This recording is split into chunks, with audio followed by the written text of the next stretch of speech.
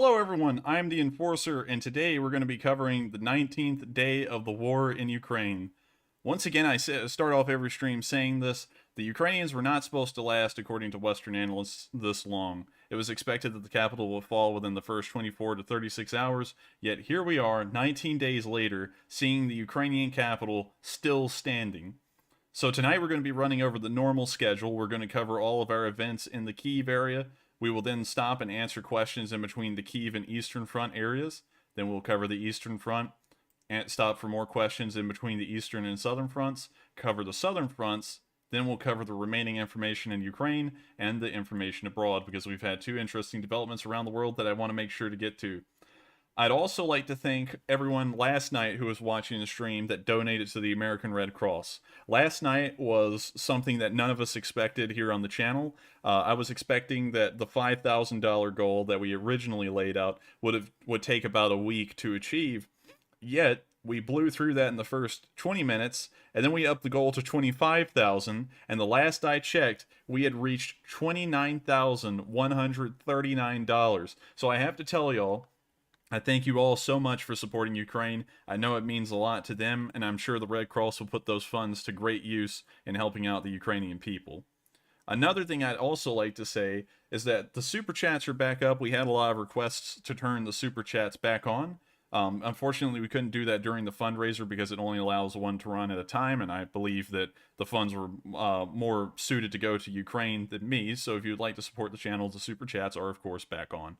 And I thank everyone who does. And with that, we're going to get to the news for today. So in the area of Kyiv, we've seen some interesting developments in Irpin as we've seen more captured vehicles in the city. I'm going to show you all this right here. We can see that they've captured a BMD-4 and a BTR-D. Not anything incredibly impressive, but nonetheless, it's great that they've captured more armored personnel carriers. Now, when I say it's not really impressive, it's always impressive to capture vehicles in war, obviously. But this isn't as impressive as something else we're going to cover in Sumi today, because they have really knocked it out of the park with what they've been able to capture. So we'll cover that in a bit. But that being said, everyone take a sip. I did it. They've captured two armored personnel carriers, infantry fighting vehicles in the area of Irpin, which is very good news for the Ukrainians. Moving on to the northwestern side of the city, we can see that there was an artillery strike on vehicles in the Kyiv area. I'll show you all this right now. It appears that the Ukrainian artillery was pounding a convoy that was trying to hide in the forest. Just show you all that right now. So you can see they blew that one sky high. And that's pretty much the entire video. Unfortunately, it wasn't a long video, but sadly, that's all we have. Moving on from what happened in western Kyiv, more towards the Hostomel area from what we know, we've seen that there has been VDV spotted near Kyiv. Now, this isn't anything new, because we've seen these black and orange striped paratroopers in Hostomel before, but now we're starting to see them elsewhere. So I'll show you all the video real quick. It's rather self-explanatory. Соответственно, мы берем сейчас кинжал туда-сюда запускаем, значит, начинаем чистить. Разведчики вот это возьмут. Ну или там ОМОН дочистит вот здесь, потом сюда. Здесь ОМОН все чистит, до этого как раз. Да, смотрите, вы вот это чистите с ОМОНом, вот ОМОН чистит. I'd also like to mention that what they're actually looking over on this, what appears to be some kind of iPad, is how they're going to eat tonight, because the logistical trucks haven't reached them and given them food yet. So that being said, we'll just continue on the video. И потом дальше будет втягиваться. Вот это вот. Вы заканчиваете, Саша, переходите вот сюда. Вы стоите на этом перекрестке. Ваша задача зачистить вот эту всю сторону, слева-справа. Вот это зачистить. Вот до следующего перекрестка, который налево идет, и его зачистить.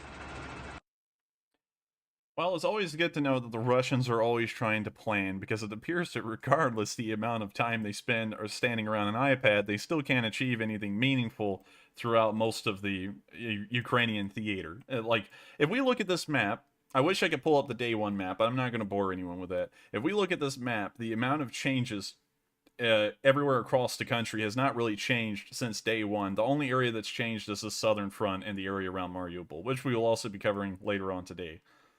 Moving on from that, we have some interesting footage from the northwestern area of the actual interior of the city of Kyiv, where we've seen that a missile strike hit a city street. we don't really have much information beyond that, but I'll just show you all the two perspectives we have of this, so that way you can see it for yourselves.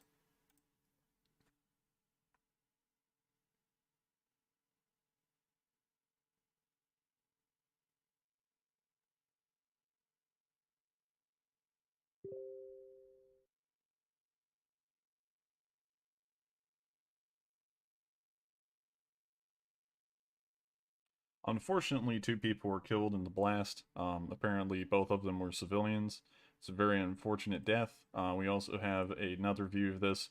It once again shows that the Russians appear to be just targeting civilians at random, because it appears that this missile wasn't targeting any sort of strategic infrastructure from what we can see. It apparently just landed in a residential area on the street. So here's the next bit of film we got of it. I'll rewind this so that way you can see this a little bit better.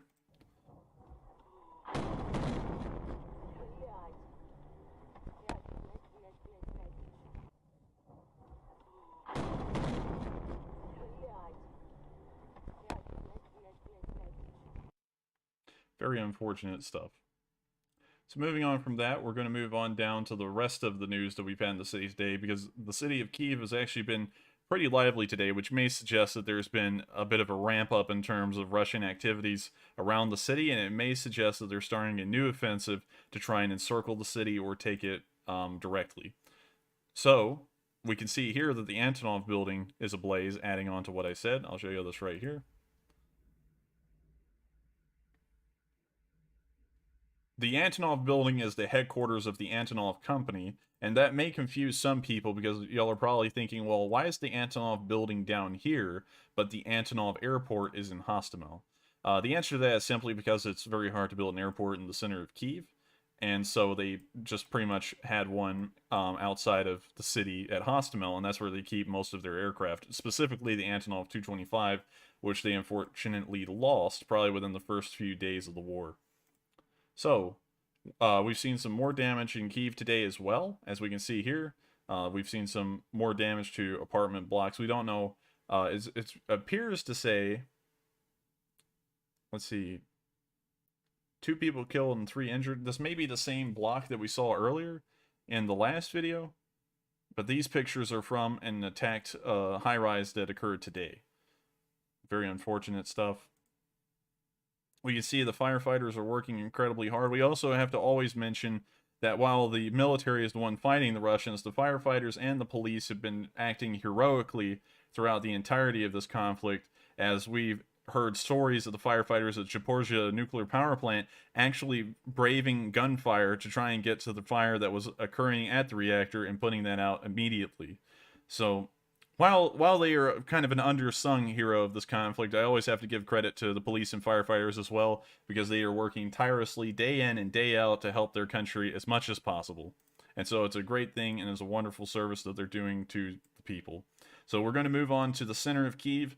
This will be a little bit of a lengthy video, but this is another address from President Zelensky. If you didn't catch this today, I'm going to let you see it in its entirety. So with that being said, here's the address from President Zelensky. Нашої незламної країни. Сьогодні 18-й день. 18-й день нашої війни за життя, за Україну, за незалежність. Початок сьогоднішнього дня був чорним. Російські ракети та авіабомби знову били по нашій державі. Від сходу до заходу. 30 ракет на одну тільки Львівську область. Внаслідок обстрілу Міжнародного центру миротворчості та безпеки загинуло 35 людей. Ще 134 людини отримали поранення. Там не відбувалось нічого, що могло би загрожувати території Російської Федерації. І всього лише у 20 кілометрах звідти кордони НАТО. В минулому році я чітко попереджав лідерів НАТО, якщо не буде жорстких превентивних санкцій проти Російської Федерації, вона піде війною. Ми були праві. Я говорив протягом довгого часу, Північний потік – це зброя, яка ударить по всій Європі. Тепер це очевидно. І зараз я повторюю знову, якщо ви не закриєте наше небо, то це лише питання часу, коли російські ракети впадуть вже на вашу територію. На територію НАТО. На домівки громадян країн НАТО. Сьогодні у Київській області був убитий американський журналіст Брент Рено. Його колега поранений. Це був свідомий напад російських військових. Вони знали, що вони роблять, але, схоже, не всі на Заході знають, що вони роблять. На сході нашої країни окупанти вирішили демілітаризувати і денацифікувати Святогірську лавру Української православної церкви, Московської патріархії. На час удару на території монастиря знаходились тільки монахи та сотні біженців. Жодної військової цілі у лаврі чи поряд з нею не було. Але російські військові не зупиняються навіть і перед ударами по лаврі. Один лише цей факт демонструє, що вся ідеологія Російської Федерації є просто брехнею. Сьогодні я відвідав наших хлопців, наших захисників, які відновлюються після поранень у військовому госпіталі. Поговорили, вручив нагороди, ордена, медалі за мужність, за славу для України. І я дуже хочу, щоб моє до них привітання, бажаю здоров'я, спрацювало. Спрацювало сьогодні саме так потужно, як і наші Збройні Сили України, які утримують ключові рубежі. Вже 18 днів. До речі, в цьому ж госпіталі лікують і російського військового з Рязані. Він в одній палаті з нашими захисниками. Отримує ту ж саму допомогу. Так, від тих же лікарів. Попри те, що робив цей хлопець проти нас, проти України. Але лікарі України його врятували. І це зрозуміло, бо вони люди, не звірі. І маємо пройти цю війну так, щоб залишились ми всі людьми. Я вдячний усім лікарям, медичним сестричкам, які працюють у Києві, у Дніпрі, у Вінниці, у Львові, в Чернігові, на Донбасі, у Харкові, у Мелітополі, у Маріуполі. Усім військовим госпіталь міста Маріуполь, військовий мобільний госпіталь міста Покровськ, військовий мобільний госпіталь міста Часів Яр, військово-медичний клінічний центр Східного регіону, військовий госпіталь міста Черкаське, військово-медичний клінічний центр Центрального регіону місто Вінниця, військово-медичний клінічний центр Західного регіону місто Львів, військово-медичний лікувально-реабілітаційний центр. Вийшов з Ірпеня, але продовжує працювати. Всім вам щира подяка від усіх нас, від усіх українців. Заїжджав сьогодні і на блокпости. Не хотів, щоб це було дуже публічно. Просто підтримати наших хлопців, поговорити. Мужні хлопці, веселі, які захищають Київ і знають, що ми переможемо. Відчувається це. Переможемо завдяки тому, як тільки ми, українці, вміємо гуртуватись, вміємо завжди пам'ятати про своїх. Своїх по духу, по серцю, по щирості. Зустрів там на блокпосту надзвичайну людину, яка щоденно підтримує наших захисників, щоденно привозить їм каструлю з борщем. Справді смачним, справді українським, просто від душі. І я знаю, що саме на таких людях століттями тримається наша держава. Саме завдяки таким людям ми переживемо будь-які чорні дні. Бо ми разом і ми завжди захищаємо своїх. І своє. Не за гроші, без примусу. Не як ті, хто прийшов до нас, а тому, що ми українці. Важливі міжнародні переговори. Болгарія, Словаччина, Чехія, Румунія, Польща, Британія. Відчуваємо підтримку цих країн. Відчуваємо підтримку нашої армії. Це важливо. Говорив також із Шарлем Мішелем, президентом Європейської ради, про нашу європейську перспективу, яка стає реальністю. Тепер щодо переговорів з Російською Федерацією. Щоденно у відеоформаті говорять представники наших делегацій наших країн. У нашої делегації завдання чітке – зробити усе, щоб відбулася зустріч президентів, зустріч, яку, я впевнений, очікують люди. Зрозуміло, що це складна історія, тяжкий шлях, але шлях потрібний. І наша мета, щоб у цій боротьбі, у цій переговорній складній роботі Україна отримала необхідний результат. Необхідний для нас, для миру, для безпеки. Щоб ми мали гарантії нормальні і дієві. Не як за Будапештом і не як у нашому небі. А такі, щоб українці могли сказати, ось це працює, ось це гарантія. Говорити потрібно. Спрацювали більше 10 гуманітарних коридорів.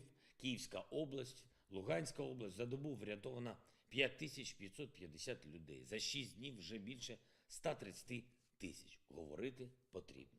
І це також завдяки цим перемовинам. Маємо це розуміти. На жаль, в Маріуполь гуманітарний коридор був перекритий. Знову ми зробили усе, що необхідно. Забезпечили тишу.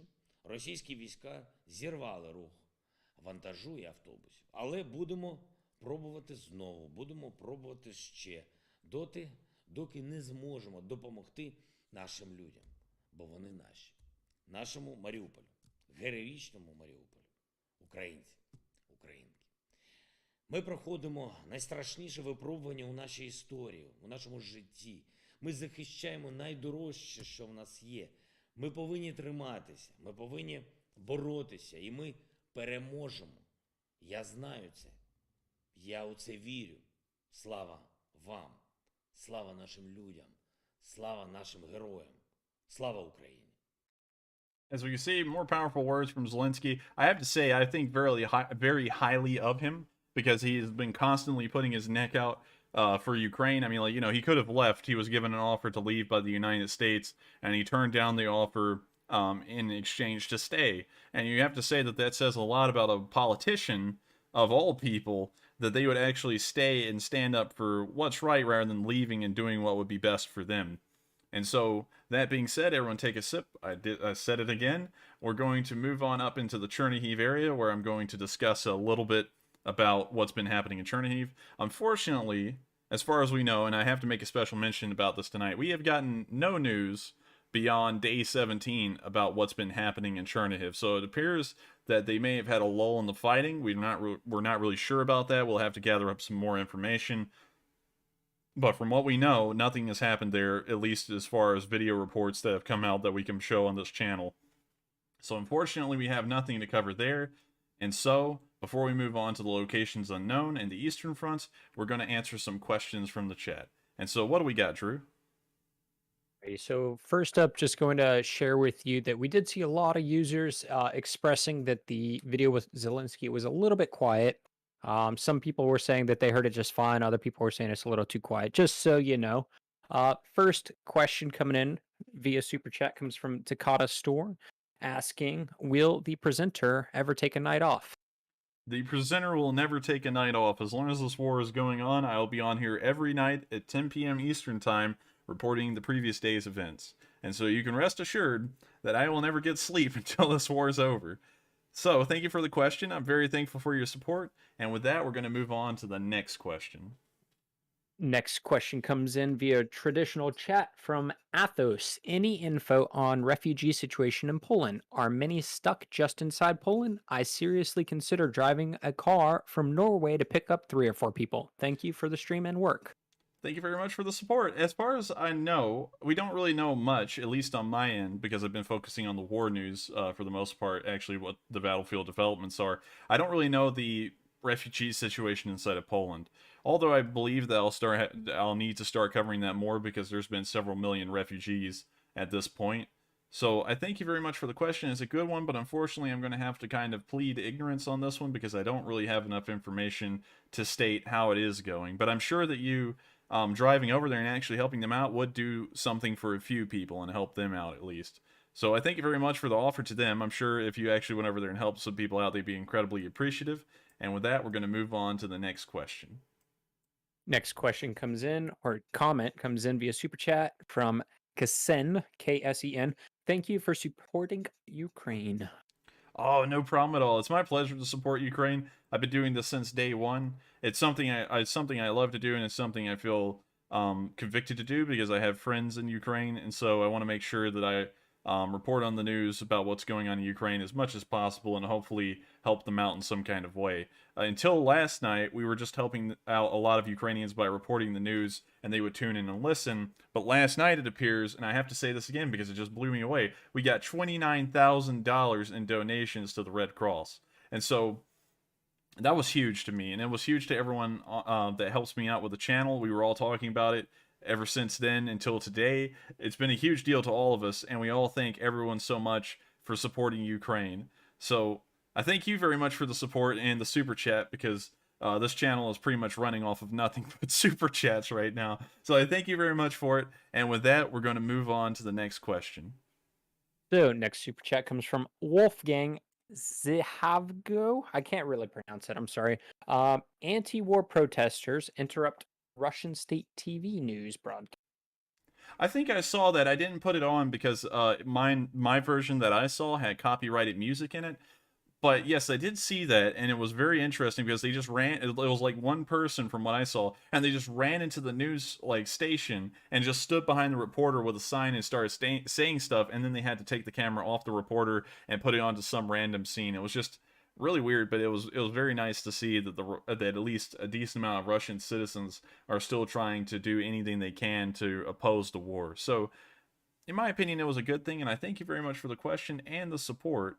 Super chats are always important to running the channel. And with that being said, we're going to... And also, before I move on, that being said, I said that being said, so everyone take a sip twice there. And so we're going to move on to the next question. So next question comes in from regular chat from Paul F. How long can Mariupol hold out? If it's surrounded, eventually they must run out of food and water and ammo. That is true. They will eventually start running out of supplies, and I really can't say how long they will last because we don't know the amount of supplies that they have in terms of ammunition. We know that the food and water supply is critically low, if not non-existent at this point. So in those regards, we don't know how much longer the city will last, but we do know that the defenders are in a pretty okay position as of now as far as sieges go. It's not that bad for them, but it could get a lot worse soon. And they're currently still holding off the Russians throughout most of the city. We don't really have play-by-play reports about what's going on. I mean, if I have to draw up something on this map here so that way we can talk about it a little bit better. The Russians have a strategy of trying to capture the main roads through a town. And so I would assume that the main 4 axes of Russian advance into the city is from the M14 here, which I'll draw a line down. The M14... and we'll just put Russian there so that way we know what that is. And we'll put a little purple line on it so that way it's very clearly pronounced so that way you can see it. Then they'll probably have another offensive come down the T0803. And that'll probably try and join... Oh, that's the wrong one. 1 second, y'all. Make sure to get a line. That will join up with the M14 push through the city. So they'll kind of join those two up together. Let me make sure to get that labeled real quick. Put that in purple so that way everyone can see it really well. There we go. And then the other 2 axes of advance that they would be using would be down the H20. Probably right into the middle of the city, of course. I'll put that down as Russian as well. And then the last one, which I believe is probably going to be pushed by DNR forces just because the DNR is flowing over to fight in Mariupol, and we have evidence of that. They'll probably be pushing off of the M14 on the eastern side of the city, and so we'll draw up a line and color it in purple to show that that'll be another Russian advance. And I believe that they'll be having a pretty hard time looking at it because a rail yard, if that rail yard is clear of rail level, rolling stock and stuff, that's pretty much just a massive open field that they'll have to push through and capture. And so urban warfare wise, I'm not really sure how that would turn out. Usually open fields either just fall or they hold.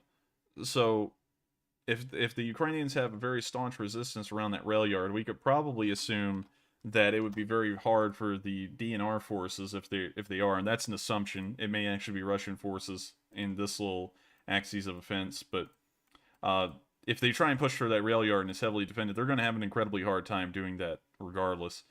So, kind of like how I did Kyiv with the purple line showing the main Russian advances if they were able to capture the roads inside of Kyiv. I've done the same thing for Mariupol now, so I'll try and upload this tomorrow on tomorrow's map so that way y'all can have an idea of what I'm assuming the Russian battle plan will be.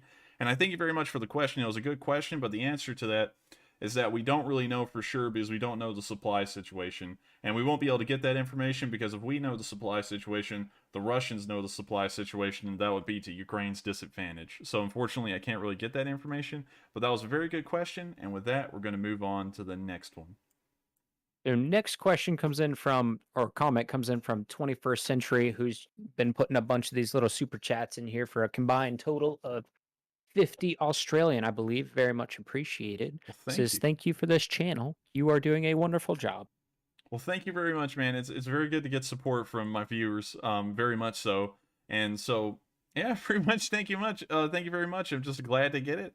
And with that being said, we're going to move on to maybe about 2 more questions, and then we're going to move on to the news in the Eastern Front. Alrighty, so next question comes in from Lori Maislin via Super Chat. As an American married to a Ukrainian, my family wants to sponsor a Ukrainian family, but the US has no fast route for that. Who should we contact to change this policy? If you wanted to contact someone in particular, I would assume that probably contacting the Secretary of State's office or your representative's office would probably be the most direct route to try and get some change to that. By the way, everyone in the chat, if you would like to help out this wonderful lady with this request, make sure to call up your representatives as well, because it takes a mass movement of people to get anything done government-wise. So the more people that call up representatives, the more this is showing up on the radar for the government officials, and then the more likely they'll be able to act on it. So if y'all would like to help her out in her wishes of helping house a Ukrainian family that's been displaced from this war, make sure to call up your representatives as well, because it can only help, and the worst thing they can do is say no. So I thank you very much for the support. I think those would be the 2 best options to call, but you may want to look into that a little bit yourself, because you may have someone else in your state that may be able to deal with that more directly. So I thank you very much for the support. That was a very great question, by the way. We actually haven't had a question like that, as far as I know. And so with that, we're going to move on to the last question, and then we're going to cover the news from the Eastern Front. Okay, so this next question comes in from Captain Chris via Super Chat, asking about Pavel. Is everything okay there? Thank you for what you're doing every night. Thank you for the super chat, and I'm going to try and explain this in a very tactful way to the situation, but here we go. Here's the whole story that we have. So Pavel was with us since the beginning of kind of like the streams, about 3 days in, and so he had a story where he said he was going to Ukraine and he was going to fight, and he told us he had gotten over there and he was fighting. And then he told some people that he hadn't seen anything, and then he was telling me that he had seen a whole bunch of stuff over there. He had seen Ukrainians executing Russian prisoners, Russians killing Ukrainians wrongfully, and he was telling everyone like different stories. We didn't know that at the time. Each of us was kind of being told a different version of the story, but you know, we didn't know that each of us was being told a completely different story. And so we started to get a little bit we started to question the validity of Pavel, because we kind of found it weird that he was getting on every day at 5 and he was watching the entire stream all the way through. And you know, I mean, like, you know, of course soldiers, they try and do things to distract themselves from the war, but you would think that at some point he wouldn't be able to watch all of them all the way through. And so that started to raise kind of like questions for us as to what was going on there. And so we started to look into it, and we started to try and find out if he was real or not. And then a lot of people in the chat started to maybe like question it a little bit, and they started saying, hey, is this guy even real? And so he sent me some documents to try and show that he was real. And I didn't know it, but I believe on that same day he actually started to tell people that he had been shot.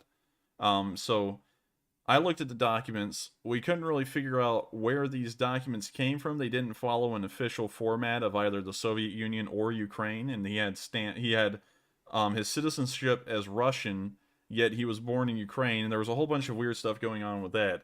And we pretty much, to cut this story kind of short, his story started to add up so little, and there was such little proof for it. And then we got him on a call, and we just asked him upright. We said, "Hey, Pavel, we're kind of concerned that you may be a scammer, and we're not like trying to cast doubt on you or anything, but we would like to know from you that you're not, so that way we can make sure that you stay on the stream." And so he said, "Oh no, I'm not at all. I'm not at all. I'm just, I'm not, and I'm here in my barracks right now, and I can ask my CEO to give me permission to send some videos," which he had already said that he had gotten permission to send, but he had never sent them.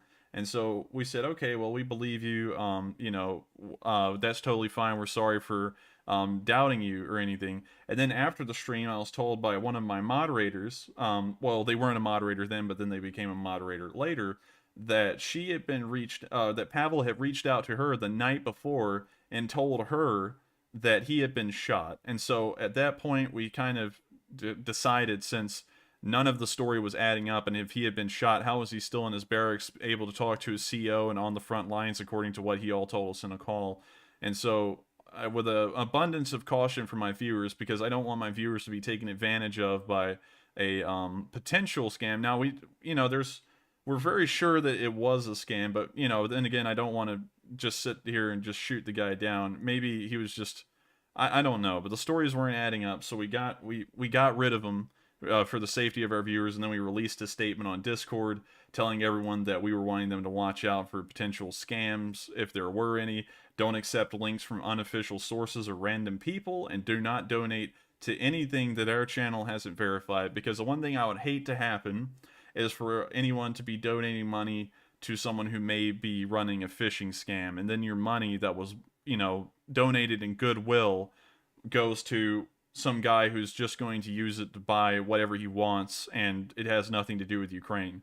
And so, so that's kind of the story. It's kind of a hard story to unravel because it's just so complicated, but that's for everyone who doesn't know what happened to him. That's what happened, and we've released an official statement on the Discord, and we've also had a couple of other people, it seems, come through and try and pull the same thing over the past few days. So I want all my viewers to be vigilant on making sure that they don't fall for this stuff, and if you see anything like that, make sure to report it to us immediately in our Discord, because we're trying to make sure that no one gets potentially scammed, and we're going to make sure that there are fundraising options like we did last night, so that way we can ensure that they're safe, and the money will go to an organization that will actually use it well. So, that being said, everyone take a sip. I did it. We're going to move on to the next question. So we just had a big old super chat of $100 coming in from Russell. Woo. Very much appreciated. It says, "Hi, great job. Do you think one goal to goad West to impose Cold War isolation to prove it's Russia against the world, gag media, and travel to control messaging, renationalize to get rid of oligarch splitzkrieg, return to Soviet era to den control?" Ah, yes. Yeah. So we'll try and answer that. Let's go through that first part again and see if we can answer that question. Maybe he's in Ukraine. Because and he may not know how to write English well, but he knows how to speak it well. So I'm going to try and answer that question the best we can. So let's see if we can figure out what the first part was about.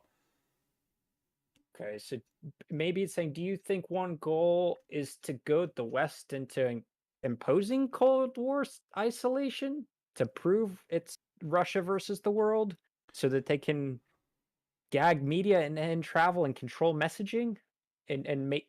I kind of get the meaning. Okay, of the yeah, question. I'm getting it now. He's trying to say, do you think that Russia is using this to kind of put the Russian Federation and all of their aligned countries into this Cold War like status again, where they control travel and all that sort of stuff? And I'm not really particularly sure. It wouldn't be in their interest to do something like that, because a free economy makes a lot more money than a closed economy. And so if they do that like we see now, we can see that their economy is starting to literally come apart like a very poorly cooked cookie. And so I don't really think that's what they're wanting to do, but I believe that that's what's happening because of their actions. We can see, I didn't put this in the news because this was kind of like a minor bit of news, and we've already got a lot of topics to cover today, including the yellow areas, which are my proposed offensives that the Russians will probably be trying to undergo soon.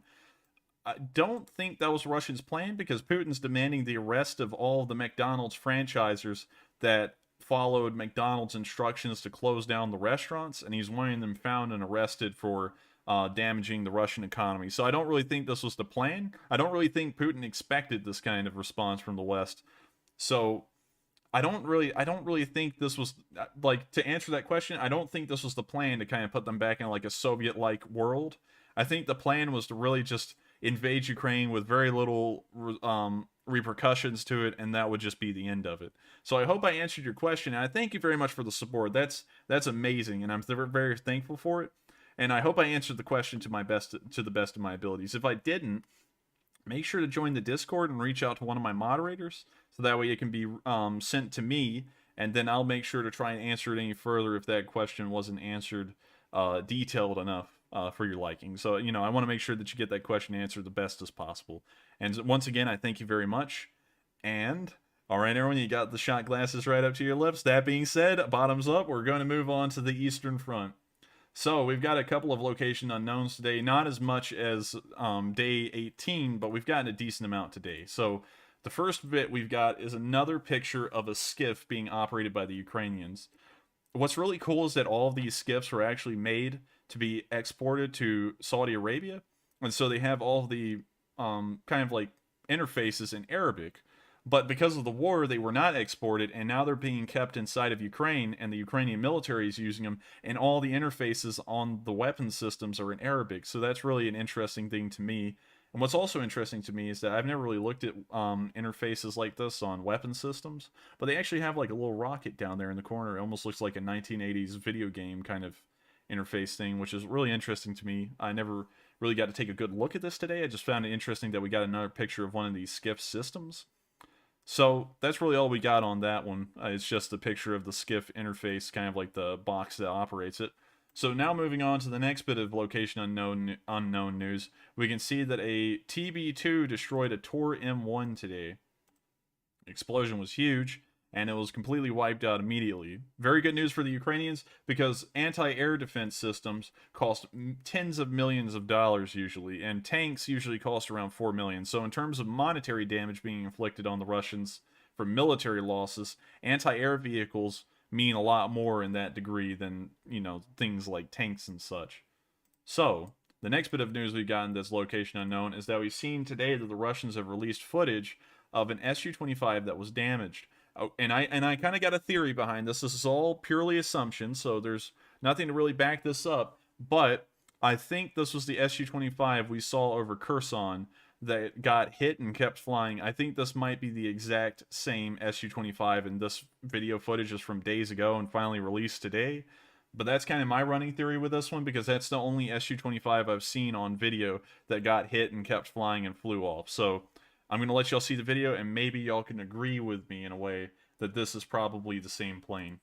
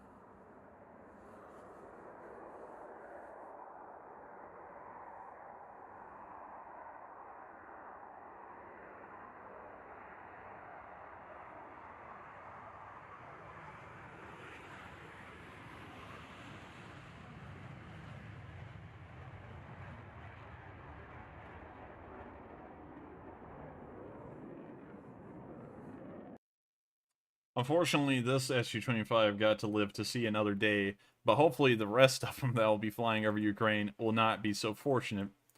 Moving on to the next bit of news, we can see that the Russians in a forest were targeted. I believe this may be the same video from earlier, but a longer version of it.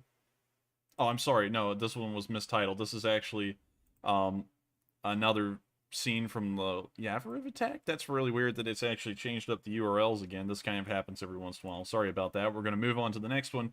We can see that the Ukrainians are now starting to pimp their ride. As we can see, the BMW 6 Series has been modified to be carrying an NSV-1 machine gun, as well as a couple of other neat little paint jobs on the BMW. So I'm going to let y'all see that. It's really cool.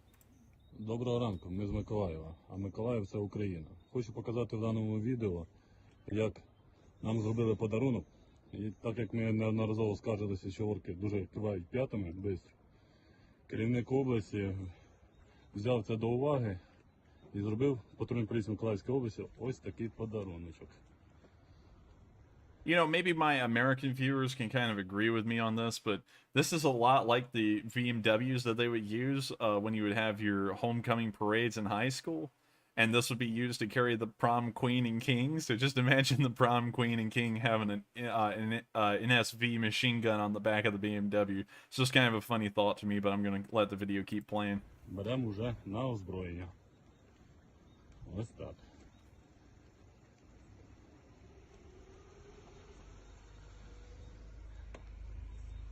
Відповідно, таким дуже яскравим месенджером для всіх.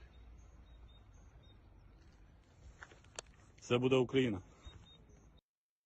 Good stuff right there. I always love to see the Ukrainians taking matters into their own hands in some places. Of course, it's always a dangerous move, but I believe that usually in a war you have to do dangerous things to help out your country. I don't know how that thing will be used, though, because it's a blaring target with all the Ukrainian flags on it and the NSV machine gun, so it's not really like you can just nonchalantly drive that thing past a Russian convoy. They're going to know what it is, but I still think that's really cool. It's a really neat thing. So maybe we'll see it in use somewhere and we'll get to see some footage of it. So moving on from that, we can see that there have been more Russian supply trucks that were destroyed today. I'm going to show you all this right here. Ебать, до сих пор он, сука, горит. Пидорасы ебаные. Разъебали нахуй их. Ебать, все побросали. Чертилы ебаные. Always cool stuff to see. It's always neat to see more destroyed Russian supply trucks, because we all know that we did the math a while ago. It was about a week ago at this point. But we know that they are currently having a massive supply shortage just due to the amount of supplies they can transport over a certain period of time due to the amount of trucks we know they have. While they have been requisitioning vehicles from civilian supplies, we haven't actually seen them use those much. So what I'm assuming is that they haven't actually gotten a lot of those. We may have just seen the two trains bring in all the civilian trucks to the acquisition, and now we know that they're using more rare supply vehicles, which we'll get to in a second. I actually got more pictures of that today to try and supply their troops to no avail. Moving on from that, we can see that Elon Musk has decided to demand a... Well, I'm sorry. Actually, this is the wrong one. We'll get to that in a second. This is actually the Ukrainians demanding a trial by combat through fist fights with the Russian soldiers. I'll cut this video a little short. It is pretty long.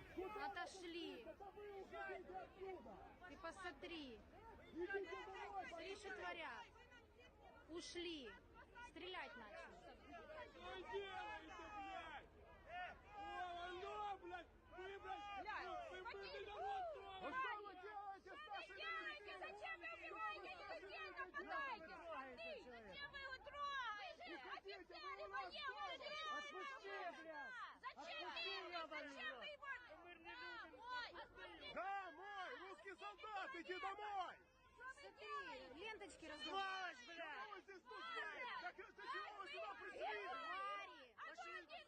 So I'm going to cut this video a little short. Pretty much the civilians are trying to go the Russians into a fist fight, which I think is pretty fun. We've seen them fist fight before on video, like just Ukrainian citizens taking a good wallop straight to a Russian in the face. So hopefully the Russians will actually take them up on that offer and drop the guns and just go in with fists only. But we know that the Russians don't really operate like that, and that's not how you operate in a war for real. But we can only dream, you know. So moving on from that, we can see that the farmer stole a Grad today. Okay, we've seen a lot of stuff, but this is the first time I've seen the farmers in Ukraine just steal a Grad. So I'm going to show you all this. Цигани спиздили коня, що це за хуйня? От така хуйня у нас починається. I gotta tell you, these farmers are going to be like the best equipped army after this war. They're going to be better equipped than the Ukrainian army, for sure. They're going to count on the farmers to defend the country from now on from what they're getting. Also, by the way, it looks like Igor has not stumbled upon another SPAA vehicle. So sadly, he hasn't gotten anything new, for anyone who'll be wondering about him. So moving on from that, we can see that there's another IMR2 that's been captured. I think we've seen about one more of these. I'm not really sure. I feel like I remember seeing another one of these. But they've captured another. Я говорю, где цыгане? Где цыгане? Охрененная, здоровая хрень. Блядь, ну... Ну вот у маленькая под антенной. So moving on from that, because that was really all there was to see to it, we're going to move on down to the rest of our location unknowns. I have to be kind of a little time sensitive tonight because I have a decent bit theoretical to explain about further Russian advances. So we're going to move on to the last two we have. We can see here that there's a chart of estimated Russian losses. Now, a lot of people want to know about this. Of course, there's no way to actually confirm these numbers, but we do have a general idea of how bad it's gotten for the Russians from these numbers alone. These may be a little bit exaggerated, but, you know, it can't be too exaggerated from what we can tell. So, the Ukrainians are saying that they've killed 2,000 enemy personnel. They've destroyed 389 tanks, 1,249 armored personnel carriers, 150 artillery pieces, 64 MLRSs, 34 air defense systems, 77 planes, 90 helicopters, 617 trucks, 3 ships, 60 tankers, and 8 unmanned aircraft. Now, if someone could do this for me, because my team and me haven't had the time to do this today, but I know that we have a whole bunch of smart people in the comments that could do this for us. If you could figure out the average cost of a Russian infantry soldier's kit, and we'll assume that all 12,000 of these soldiers that were killed were infantrymen with a normal standard infantryman kit. If you can figure out the cost of that, the average cost of a Russian tank, you know, like just take like a T90A for reference, and just do that as the same for everything, like armored personnel carriers, just chalk them all up to BMP2s or something like that, and try and get us a general cost of the amount of equipment that the Russians have lost, because I would love to actually get a real figure on that, because it would tell us how bad things are really going for the Russians, because usually you can measure that in monetary losses a little bit better than the actual number losses. So if someone could get us that answer by the time I get around to questions here in a second, I'd be very appreciative of that. The last bit of location unknown news we've gotten today is we have more pictures of that DT30 that had been destroyed. We figured out yesterday, I believe there's only about 50 of these, and these things are worth 13.7 million rubles. So it's not a lot in American terms, but in Russian terms, this is a very expensive and rare piece of equipment. They're actually used mostly in Siberia, from what I was told yesterday. So they're pulling in stuff from around the country to try and fix the supply situation, and it looks like they're not going to be fixing it anytime soon, considering this thing is burning in the middle of a field. So, everyone ready? That being said, bottoms up, we're going to move on down to Sumy. In Sumy today, I remember I was telling you all about the captured Russian vehicles in Irpin and how it wasn't really that impressive. Now we've gotten to the impressive stuff. The Ukrainians are reusing a T-72B3 they captured from the Russians in Sumy, right here. A T-72B3. Now, while a T-72B3 isn't the best thing in the Russian army, it's one of the better things in the Russian army. So this is a huge armor upgrade for the Ukrainians, who've been using mostly T-64s throughout most of their armed forces. So this will be great for helping out the city of Sumy. And that being said, everyone take a sip. We're going to move on to Kharkiv, and we've got a little bit of news in Kharkiv, and then I'm going to answer some more questions before we get to the southern front and what's happened in between. We only have 2 events from Kharkiv today. It appears that the amount of news coming out of Kharkiv has slowed drastically since the opening days of the war, because the Russians see that the Ukrainians will not fall quickly, and so now they resorted to bombarding the city. So we don't see a lot of the infantry attacks we saw in the first week anymore. Now it's nothing but pretty much pure bombardments. So, that being said, everyone take a sip. You can see the Russian artillery were bombarding Kharkiv just tonight, just a few hours ago. So I'll show you all this.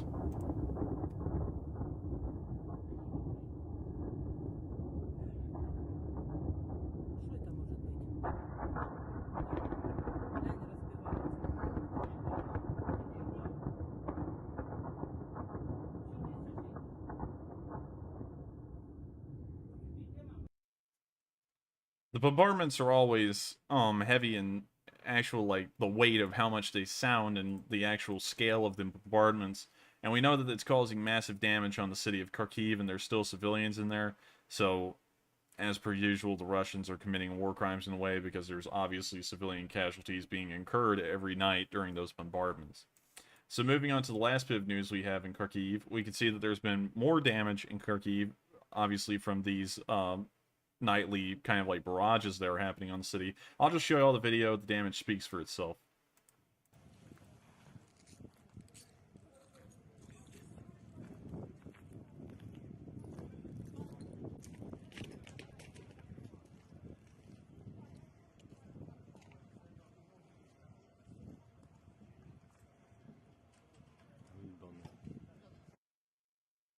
It's unfortunate to see. The city of Kharkiv, if you've ever watched videos of people who traveled to Kharkiv, was actually a very pretty city before the war.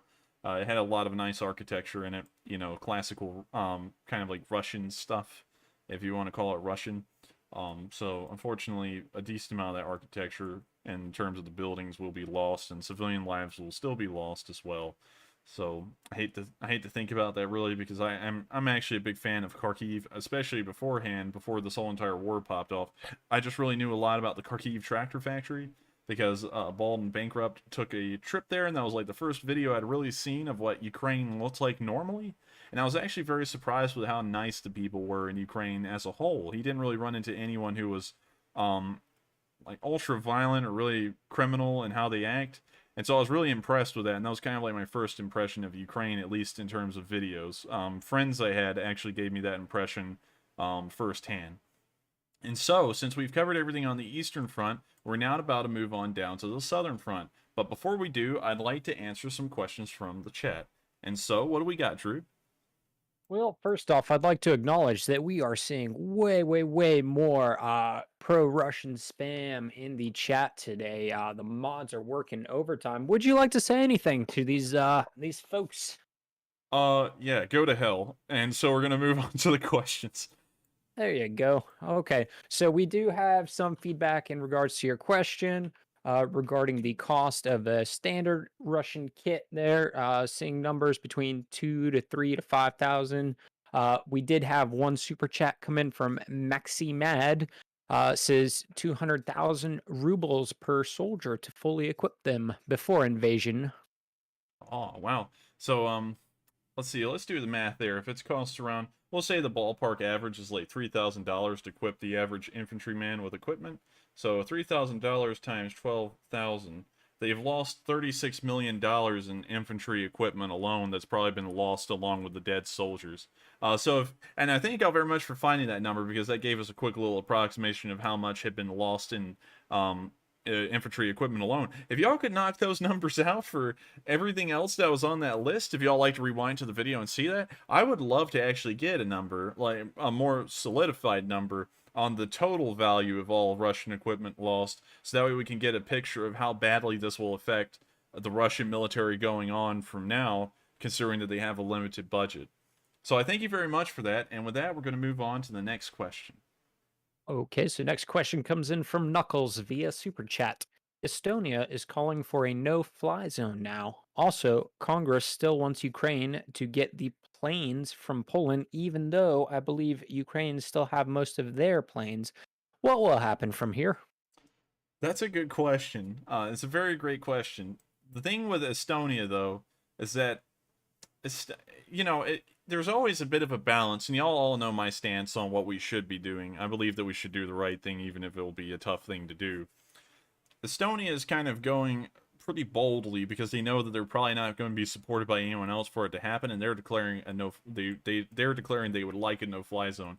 The thing with a no-fly zone, though, is that someone would have to enforce it. It's not just something that magically appears in the sky and everyone just adheres to it. We would have to send fighter jets into this no-fly zone from some kind of coalition and shoot down any Russian aircraft that are airborne in that airspace. So when people say that, I don't really think they're understanding that it's not like a magical thing that, I mean, maybe people are, because I understand that, and I still believe that we should maybe start leaning towards that direction, but it entails a lot, because that will lead directly to war if we declare a no-fly zone.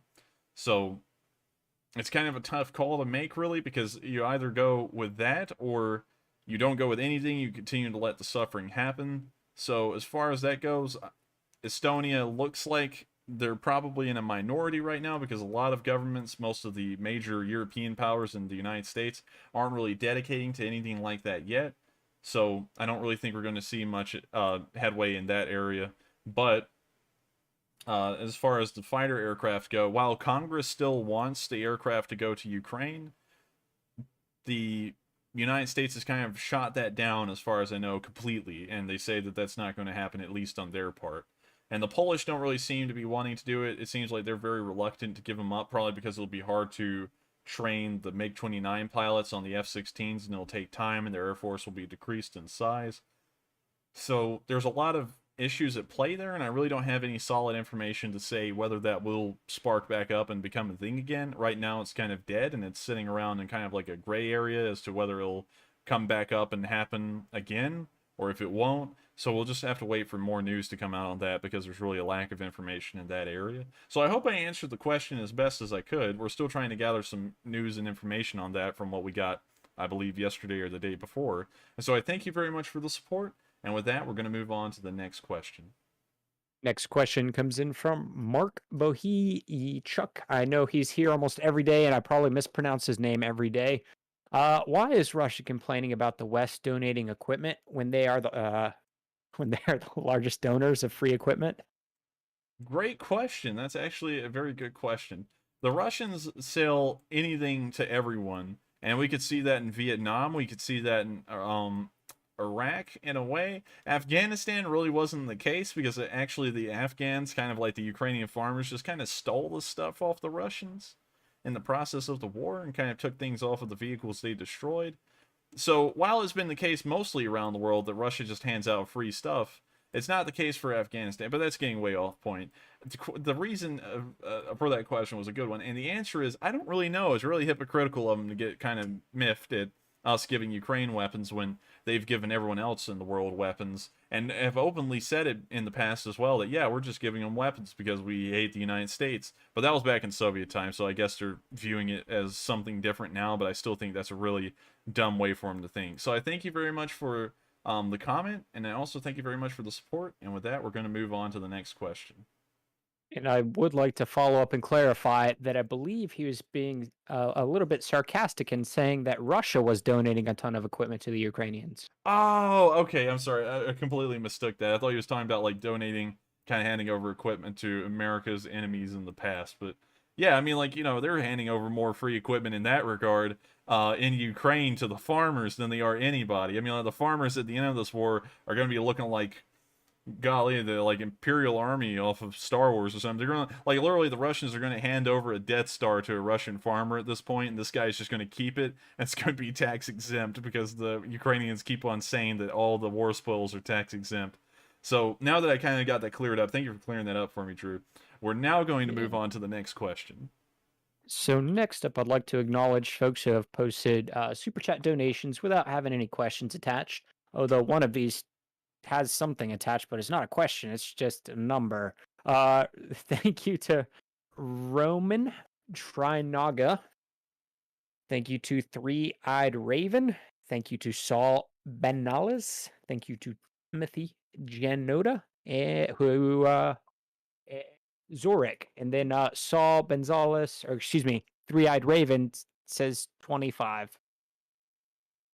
Don't know what that means. Oh my god, that's my activation number.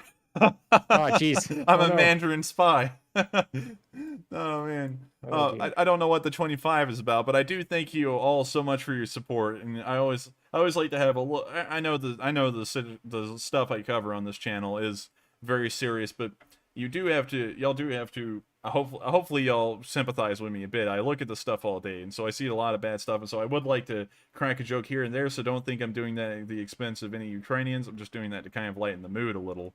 But I do thank you all for the support. And so, with that being said, we're going to move on to the next question, and then we're going to move on to the Southern Front. Okay, this one comes in from Kasen via Super Chat. I believe the new line of defense is the Kalmisu River. Not a rail yard, gigantic factory with crazy defense that lasted World War II. The Kalmisu River. I see exactly what he's talking about. Somehow I knew he was talking about Mariupol. So can you tell me that again, Drew? Is he saying that that's like definitive that they were defending on the Kalmisu River? He says, or he or she says, I believe the new line of defense is there. Not a rail yard, a gigantic factory with crazy defense. Let me pull that up real quick on Google Maps so that way we can get a better idea of what that actually is, because to me it looks like a rail yard, but maybe I'm wrong. So let me check that out real quick, and let me get an answer to that. Mariupol. Oh, it is a major factory. Okay, he's right. All right, that really changes that. That's not a rail yard anymore. That's just a flat open area. That's a massive factory. And as y'all know, in kind of like the Donetsk, in kind of like the Donbass rebellion, if we want to call it that, factories became like permanent stalemate battlegrounds. Like even when this war just started weeks ago, they were having interviews and stuff with Ukrainian soldiers, and they were pretty much hanging out on the front lines, and the front lines were inside of some of these mega factories that they have over there in the middle of Ukraine. So that's really interesting to know. That actually changes the situation down there a lot, because there's a lot more they could do in that kind of setting instead of a rail yard. So I thank you very much for letting us know that, because that really changes the perspective I have on that southeastern side of Mariupol. And so with that, I thank you very much. That was actually very informative to me, and we're going to move on. Now, did I say that was going to be the last question? I couldn't tell you, but I do have a comment that we're seeing echoed a good little amount. Folks are suggesting that maybe you turn on the slow mode if that's something that's easy to do. Yes. I'm gonna throw up a card real quick. If everyone would just like to hang tight for maybe like 30 seconds or so, we're gonna turn on the slow mode, and then we'll be right back. So hang tight, and I'll be right back around.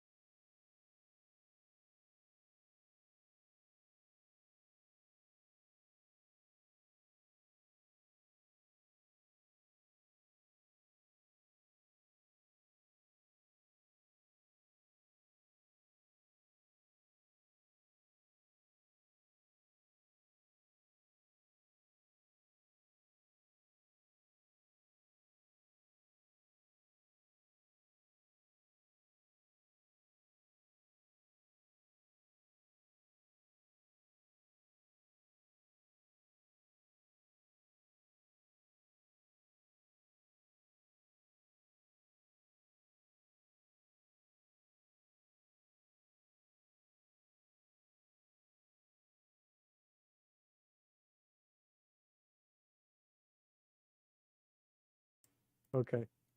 All right, everyone. So, unfortunately, we can't activate slow chat at the moment, so we're going to just have to let the melee commence in the chat. Hopefully, the moderators can kind of control this and shoot down the pro-Russians. I'm sorry about this, y'all. We've been trying to look into this for a while, but we haven't been able to actually find out where the slow mode is. It's really weird because the tutorials online make it very simple, and when we try and follow them, we can't actually find what they're talking about. So I'm sorry about that. And with that, we're going to move on to one last question, and then we're going to move on to the Southern Front. Alrighty, so next question comes in from Rodrigo da Salva via Super Chat. How close to the Third World War do you think we are? Go Ukraine. This war has to stop.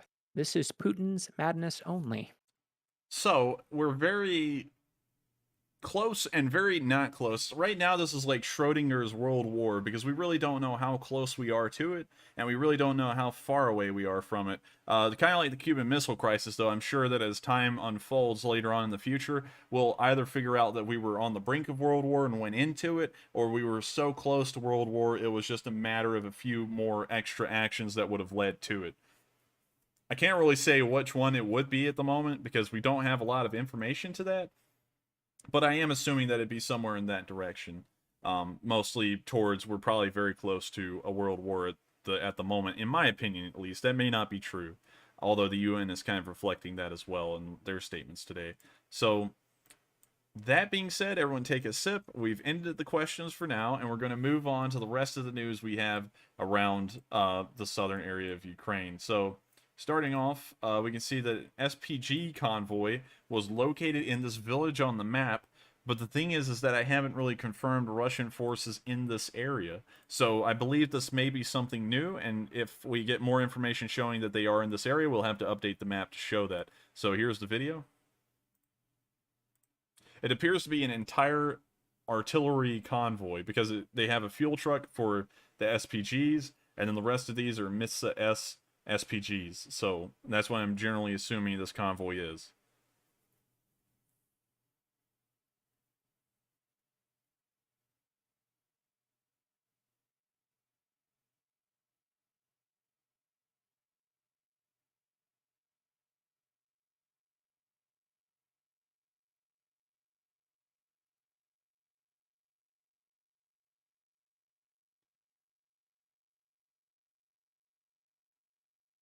Also, I'd like to note, while they're driving down this convoy, the caption on this Reddit is something like "airstrike this now." Like they're putting up a little sticky note on like a map, and they're like, "Hey, something right here. Let's deal with this ASAP." Like it's kind of like the way me and the moderators operate. It's like, "Hey, check this out. We need to do this ASAP," and they put it up there like that in the Reddit. It says "airstrike, please." Like it's like his request. Like the Ukrainians just on here, and it's like a dial-up internet service thing where they'll help you out with internet issues. They're like, "Yeah, we got you. We'll take care of that right now." I like the title. It was pretty funny.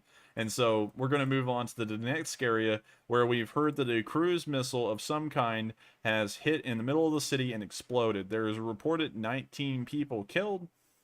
We don't really know where the cruise missile was from.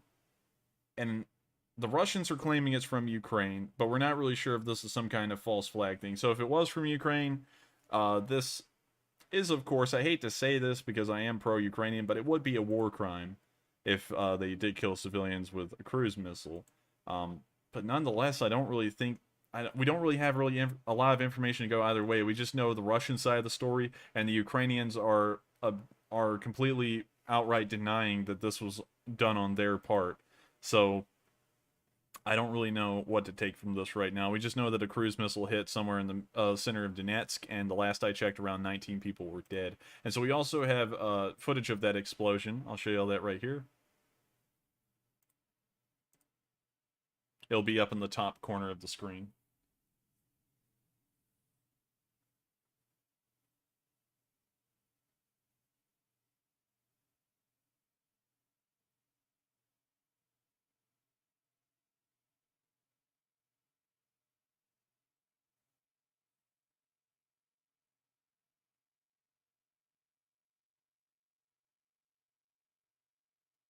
Feel very sorry for him. Unfortunately, things like that do happen in wars. Not that it makes it any more excusable that the Ukrainians may have conducted it, but I'm kind of reluctant to believe that, because the Russians, as far as we know, have been trying to construct multiple false flags throughout the course of this war to try and make it look like the Ukrainians are really bad people. But from what we know on our side, something like that being conducted by the Ukrainian government would be unheard of up until now, if this story from the Russians is believed to be true, and I don't really believe them. So moving on to Volnovakha, we can see that there were some Russian tanks in Volnovakha today. It appears that some kind of fighting is still ongoing for the city. Actually, never mind, change that. This footage was apparently made on March 8th. So this is actually from several days ago when they were still fighting for the city. I'll show you this footage right now.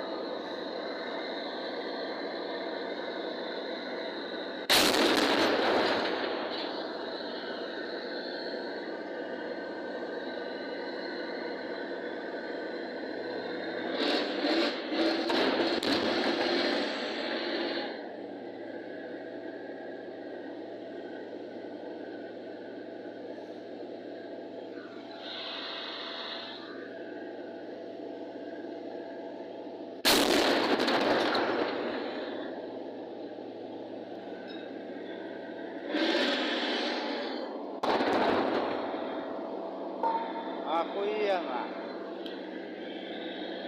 Охуенно.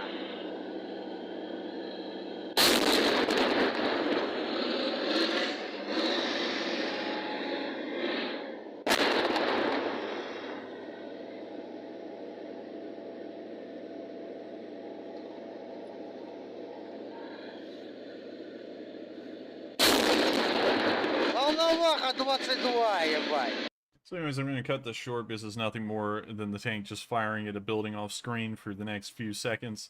So we're going to move on from that. That's really all the news we've gotten from Volnovakha, and it's outdated news at that, but the video was uploaded today, so it got sent through on day 19 news, although it's March 8th news, which is a while ago.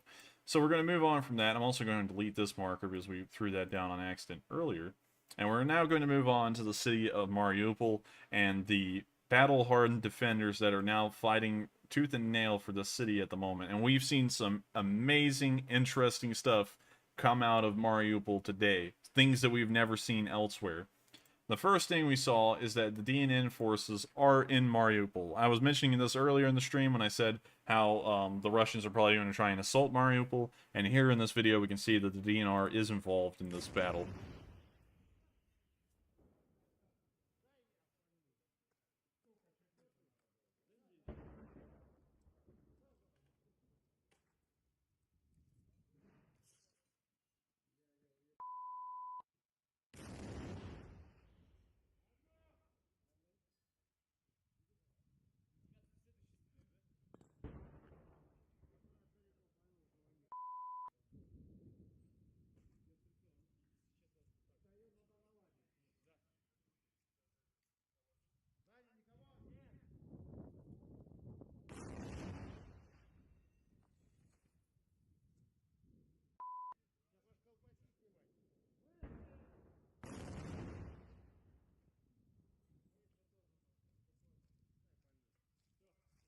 They just keep on handing out the RPG shells like there's some kind of little pieces of candy or something.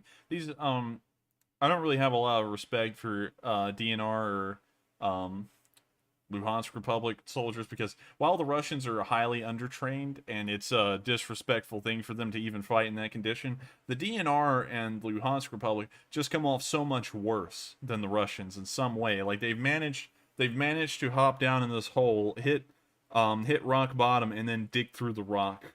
Like, it's incredible at this point how badly these soldiers kind of carry themselves. I'm sure this is maybe standard looking for Eastern armies like the Russians have, but still, it's just pitiful looking. So we're going to move on from that. We're going to try and cover the most incredible bit of video I've seen out of Mariupol, which is the Azov using a BTR to light up Russian vehicle. So I'm going to show you all that here. This is an incredible bit of film. It's very rare. We haven't seen anything like it, so I'm just going to show it to y'all and let y'all see it in its entirety.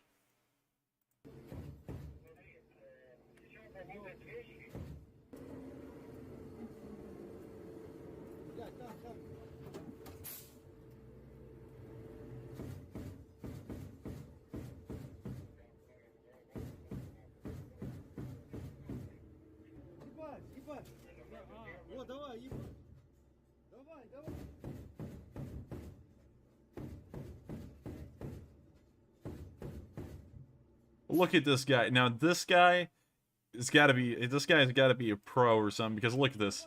All right, his first shot. We're gonna cut this down a bit. I'm not an armor fighting expert, but it seems like what he did made a lot of sense from at least what I know. So let's take a look at this again.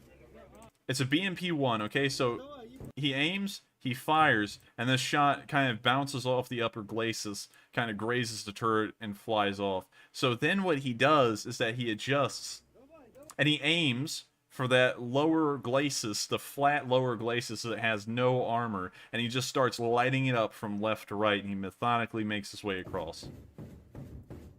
Alright, so he hit the engine, he killed the driver for sure, probably killed the commander, we don't know about the gunner.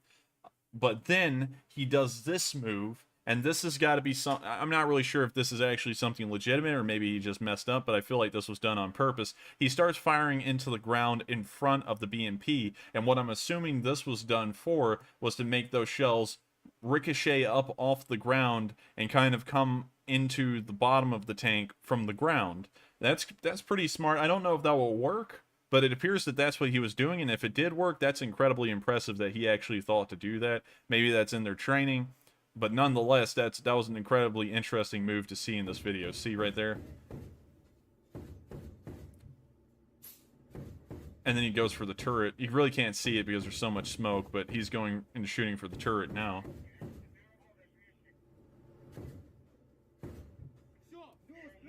Then we see that apparently the engine exploded because the little kind of like door on the engine bay flipped up right there. I mean, what a video. Now that type of video is rare, and it's incredible to see the Azov battalion in action in Mariupol, because they're doing an impressive job, at least from that video. I mean, like, they were driving this BTR around like it was almost like Battlefield or something, nearly, just lighting up enemy vehicles. Now, you wouldn't think, you know, everyone always told you when you were a kid that real life isn't played like Call of Duty or Battlefield, but if you follow these guys around here in this BTR, you'll be thinking it is, because they made that look easy. So I got nothing but respect for them. They're fighting really hard, and they're fighting doggedly down there against stiff and a stiff offensive going into their city. So we're going to move on to the next bits of news we have today. We can see a plea for help in Mariupol. It's very emotional and very moving, so I'm just going to let y'all watch uninterrupted. Мы находимся в Мариуполе. Сегодня 13 марта. Мы находимся в подвале. У нас 120 человек, детей, старики. Нет продуктов питания, нет предметов первой необходимости. Разбитые аптеки, разбитый магазин. У нас нет воды, нет газа. Летают самолеты, сбрасывают бомбы. Детям очень страшно. Организуйте нам, пожалуйста, зеленый коридор. Помогите нам, помогите вывести наших детей. It's very unfortunate to know that so many children are stuck in a war zone. They're, you know, they don't know anything about what's going on, and knowing how much fear they're under, you gotta sympathize with them for sure. And hopefully this video will help some people in the chat maybe start calling up their representatives. You know, of course, it's not like y'all are reluctant or anything, and I'm trying to force y'all. It's just that once you see something like this, it really hits close to home for me, knowing how, you know, family and relatives, and if you had children, how they would be reacting to it. And so all I'm asking for is hopefully, much like me, y'all have gotten a softer stance in your hearts towards what they're going through, and kind of can be in their shoes for a minute with how hard it must be. And maybe we can call up our representatives and have something ironed out, hopefully, for these people to get out. I hate to think that they're still in there. They probably are as of now. Well, of course they are as of now. There's no way for them to get out. So I just pray for them to be in a very safe situation, as safe as possible, although the situation is deteriorating every day. So we're going to move on to our last bit of information from the area of Mariupol, which we can see some drone footage of the destruction in the city. So I'm going to show you all that right now. It's got no audio, unfortunately, but it does show the damage.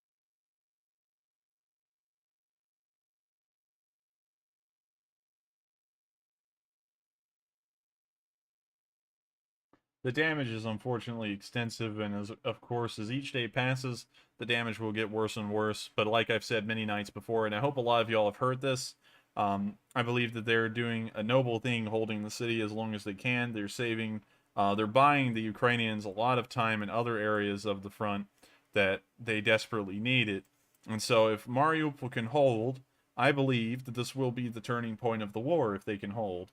it may start changing the situation around the rest of the country where the Russians grind to a halt. But then again, we never know. All that's opinion on my part. We're not entirely sure about that information, but I do believe that's probably what it will look like in the future. So now we're going to move on to Melitopol. Melitopol fell somewhat quickly in the war. It fell at least within the first week, as far as I remember. But the people of Melitopol have never fallen. As you can see now, they're angrier today than they've ever been. So I'm just going to show this to y'all.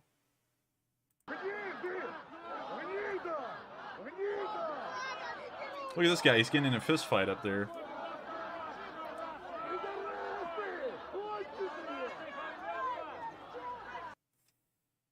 Gotta say, I'm very supportive of the citizens of Melitopol. These people have fought against the Russians since day one, even if they really don't have a good way to do it.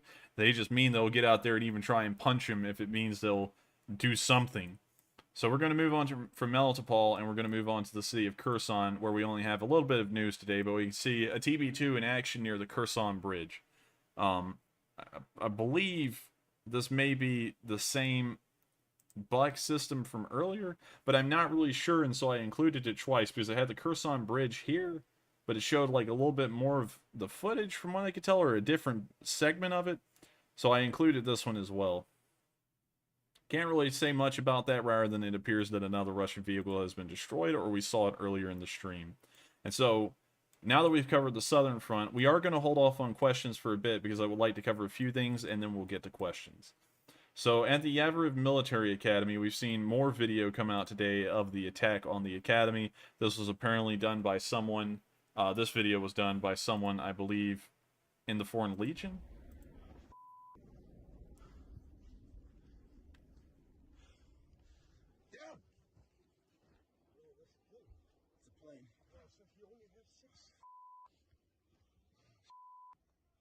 That's another one. Another explosion.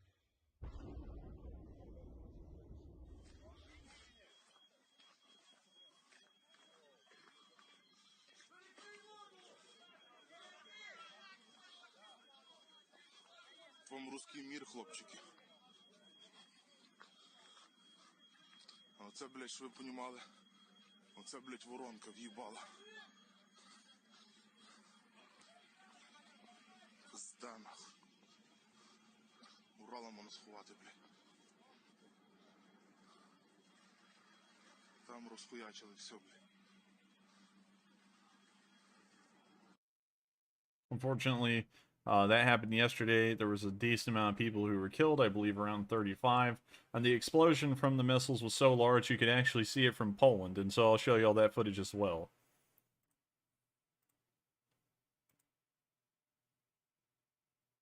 Right out there. And this is from all the way in Poland, by the way, just to make sure y'all remember that bit, because that's crazy to me that you can actually see the war from Polish borders now, at least in some regards.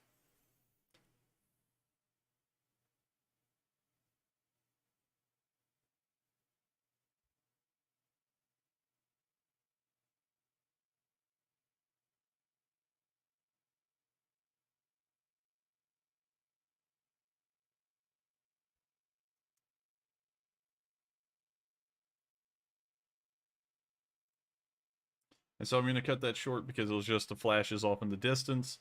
And, you know, I was talking to some people about some stuff that happened before the stream.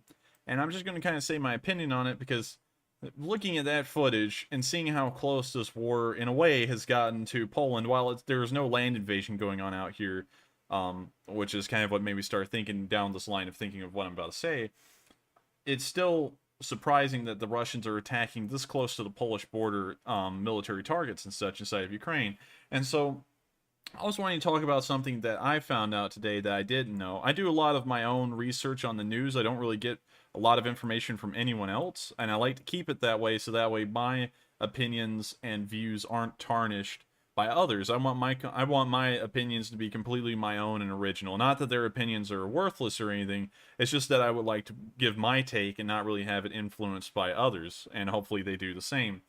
But one thing I did hear today is that on Fox News there is a news anchor called Tucker Carlson who appears to be pro-Russian in a way. Apparently, he's speaking very poorly about NATO and the U.S. I don't really know in what way, but when I heard about that, I think that's just ridiculous at this point. How in the world can you view anyone associated with the West or Ukraine in a negative light when you see all the suffering of the civilians, how close this war is getting to turning into an all-out war with the West, because now missiles are landing so close to NATO borders you can actually see them from Poland?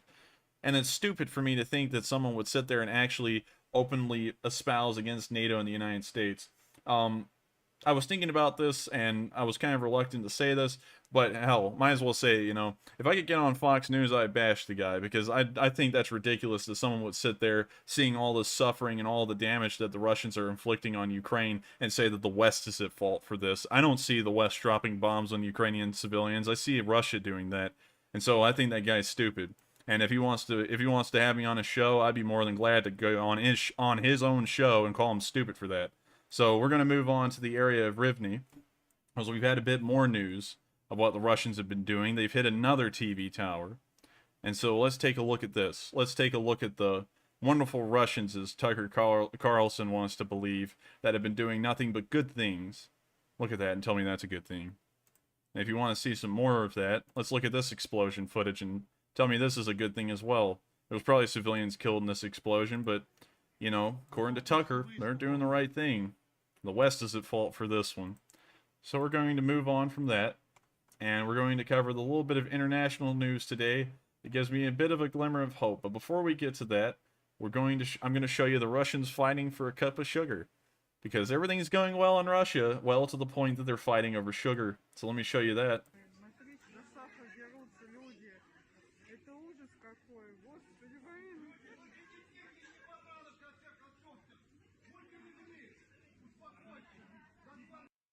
In short, things are not going well in Russia economically.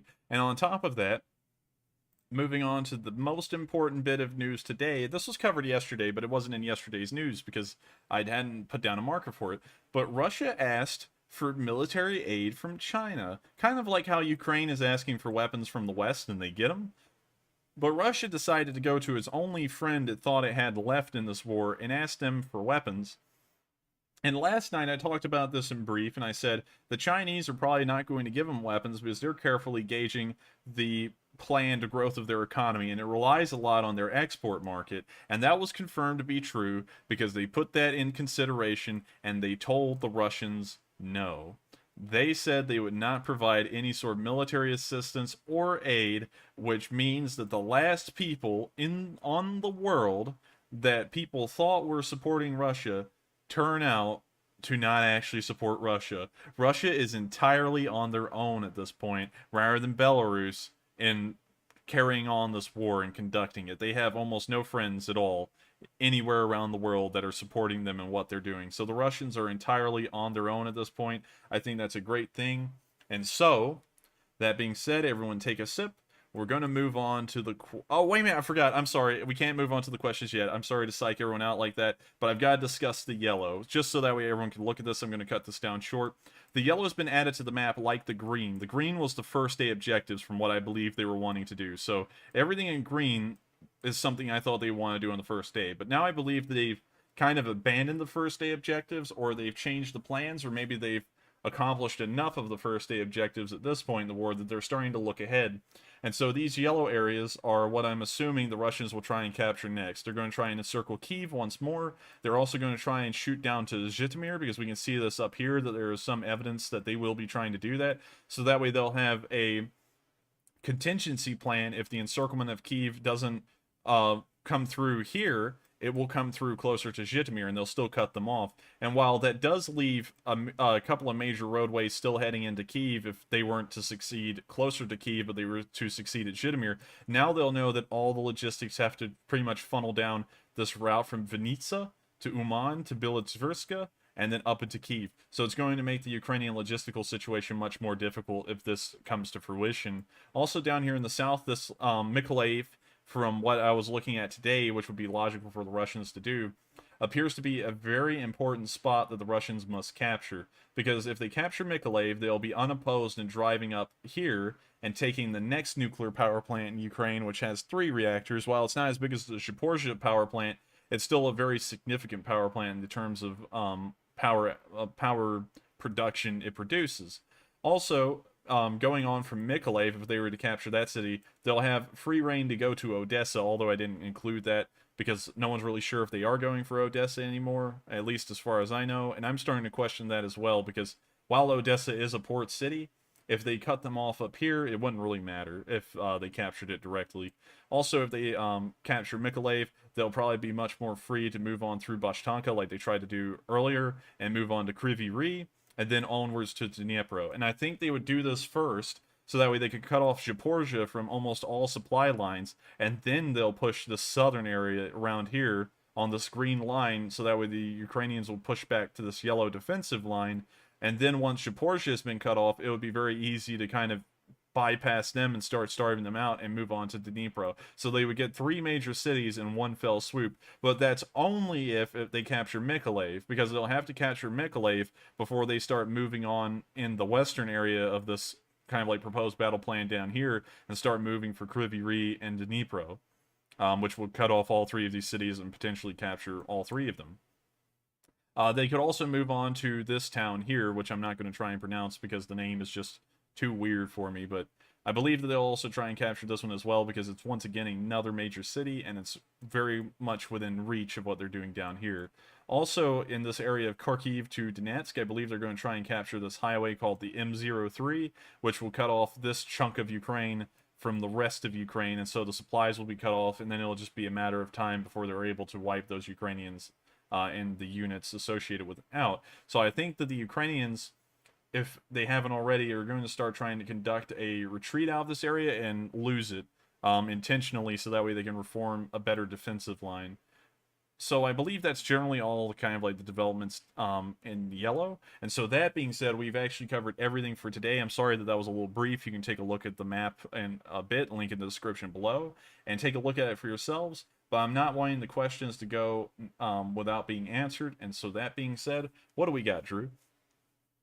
All right, so we do have a significant backlog of questions at the moment. First question comes in from Silent Gloves via Super Chat. Just found you guys this evening. Pretty cool what you're doing. So is this primarily a open source or OSINT channel?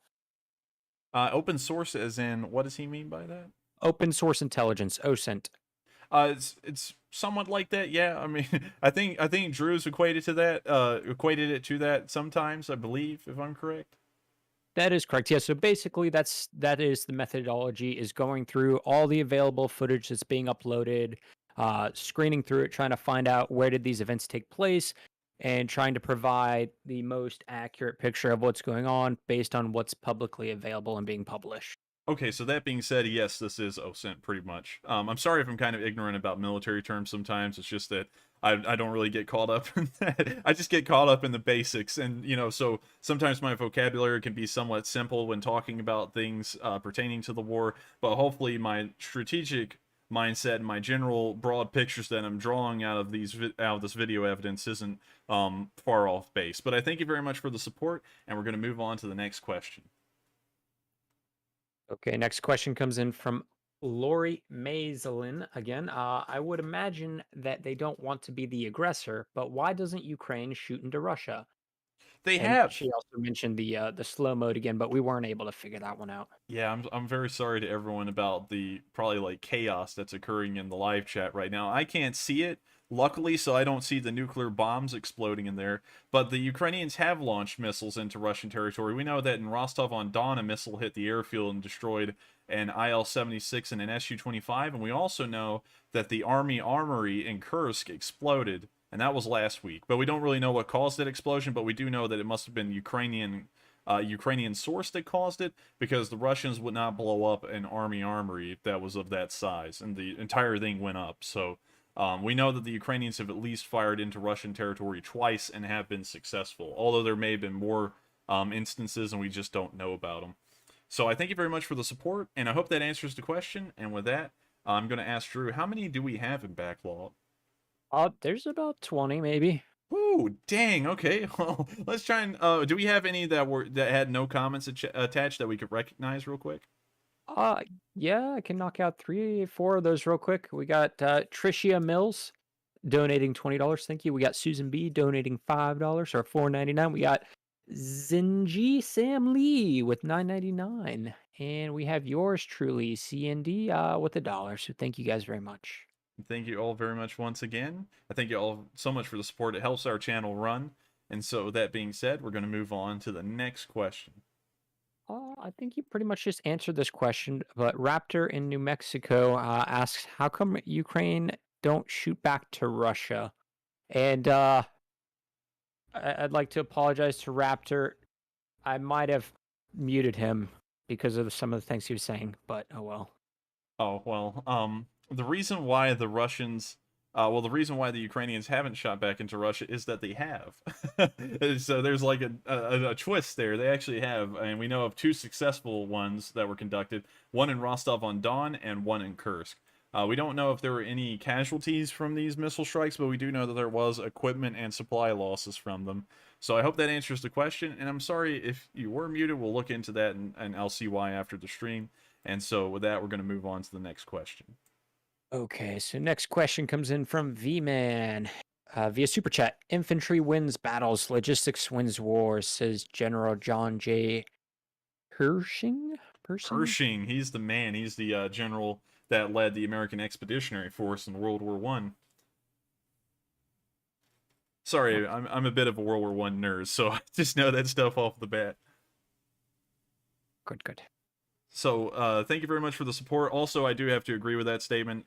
My mindset revolves much more around logistics. You can ask everyone who's been here for a while. It revolves a lot more around logistics than actual tanks and, you know, things that go boom. I focus on the things that feed people and keep them going. So that being said, thank you very much for the quote. Thank you very much for the support. And we're going to move on to the next question. Okay, next question comes in from That Frostwolf via Super Chat. Anything on what could be happening to kidnapped Ukrainian civilians in the south? Oh man, you know, I tried to answer that yesterday a little bit, but we really have no idea what is happening to them. We don't know if they're being extradited to Russia. We don't really know. I mean, like they may just be held in jails in southern Ukraine. I can't really answer to that because we're ignorant about what they're actually doing. It's been closely kept a secret by the Russians, and I'm sure if we asked them, they would just outright deny that they're doing it. So that being said, everyone take a sip. I'm kind of ignorant about that, and I can't really answer that question because rather than seeing them being arrested, we don't know what's happening to them after that. So I thank you very much for the support, and we're going to move on to the next question. Next question comes in from James Stevens, and I'm going to stop saying this came in via Super Chat because all this question backlog came in via Super Chat, and thank you guys for donating. To all you folks out there that are complaining and putting negativity out there, obviously some people are enjoying it. So anyways, thank you guys for the support. And James Stevens says, question, is it possible Putin is playing yo-yo with us, trying to get someone from the coalition to commit? Seems like he's holding back. I mean, maybe I'm not really sure.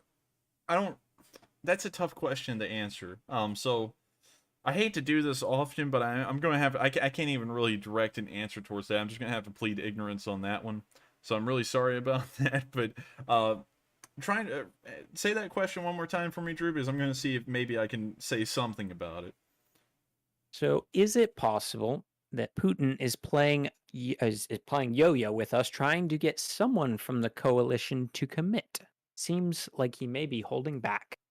I don't really think he would want anyone to commit because if they did, then he'd have to uphold on what he said or backtrack, and if he backtracked, he'd lose face, and he'd pretty much have to say he's going to war with NATO. So I don't really think that would be entirely his intention, because right now that beats Russia's disadvantage. Because we see that they're having a hard time in Ukraine, and you just imagine how badly they'd be steamrolled by a NATO coalition. So, you know, I mean, I don't really think so. I hope that answers the question better than the first time, because the first time, for some reason, like, none of my brain cells clicked, and I just completely didn't know how to answer it. So, I hope that answers it. I thank you very much for the support, and with that, we're going to move on to the next question. Okay, so next question comes in from Bradley Carriage, says that reports that 160 civilian vehicles were able to leave Mariupol to Verdansk via the 00545 along the coast, reported by the city council. Have you heard anything?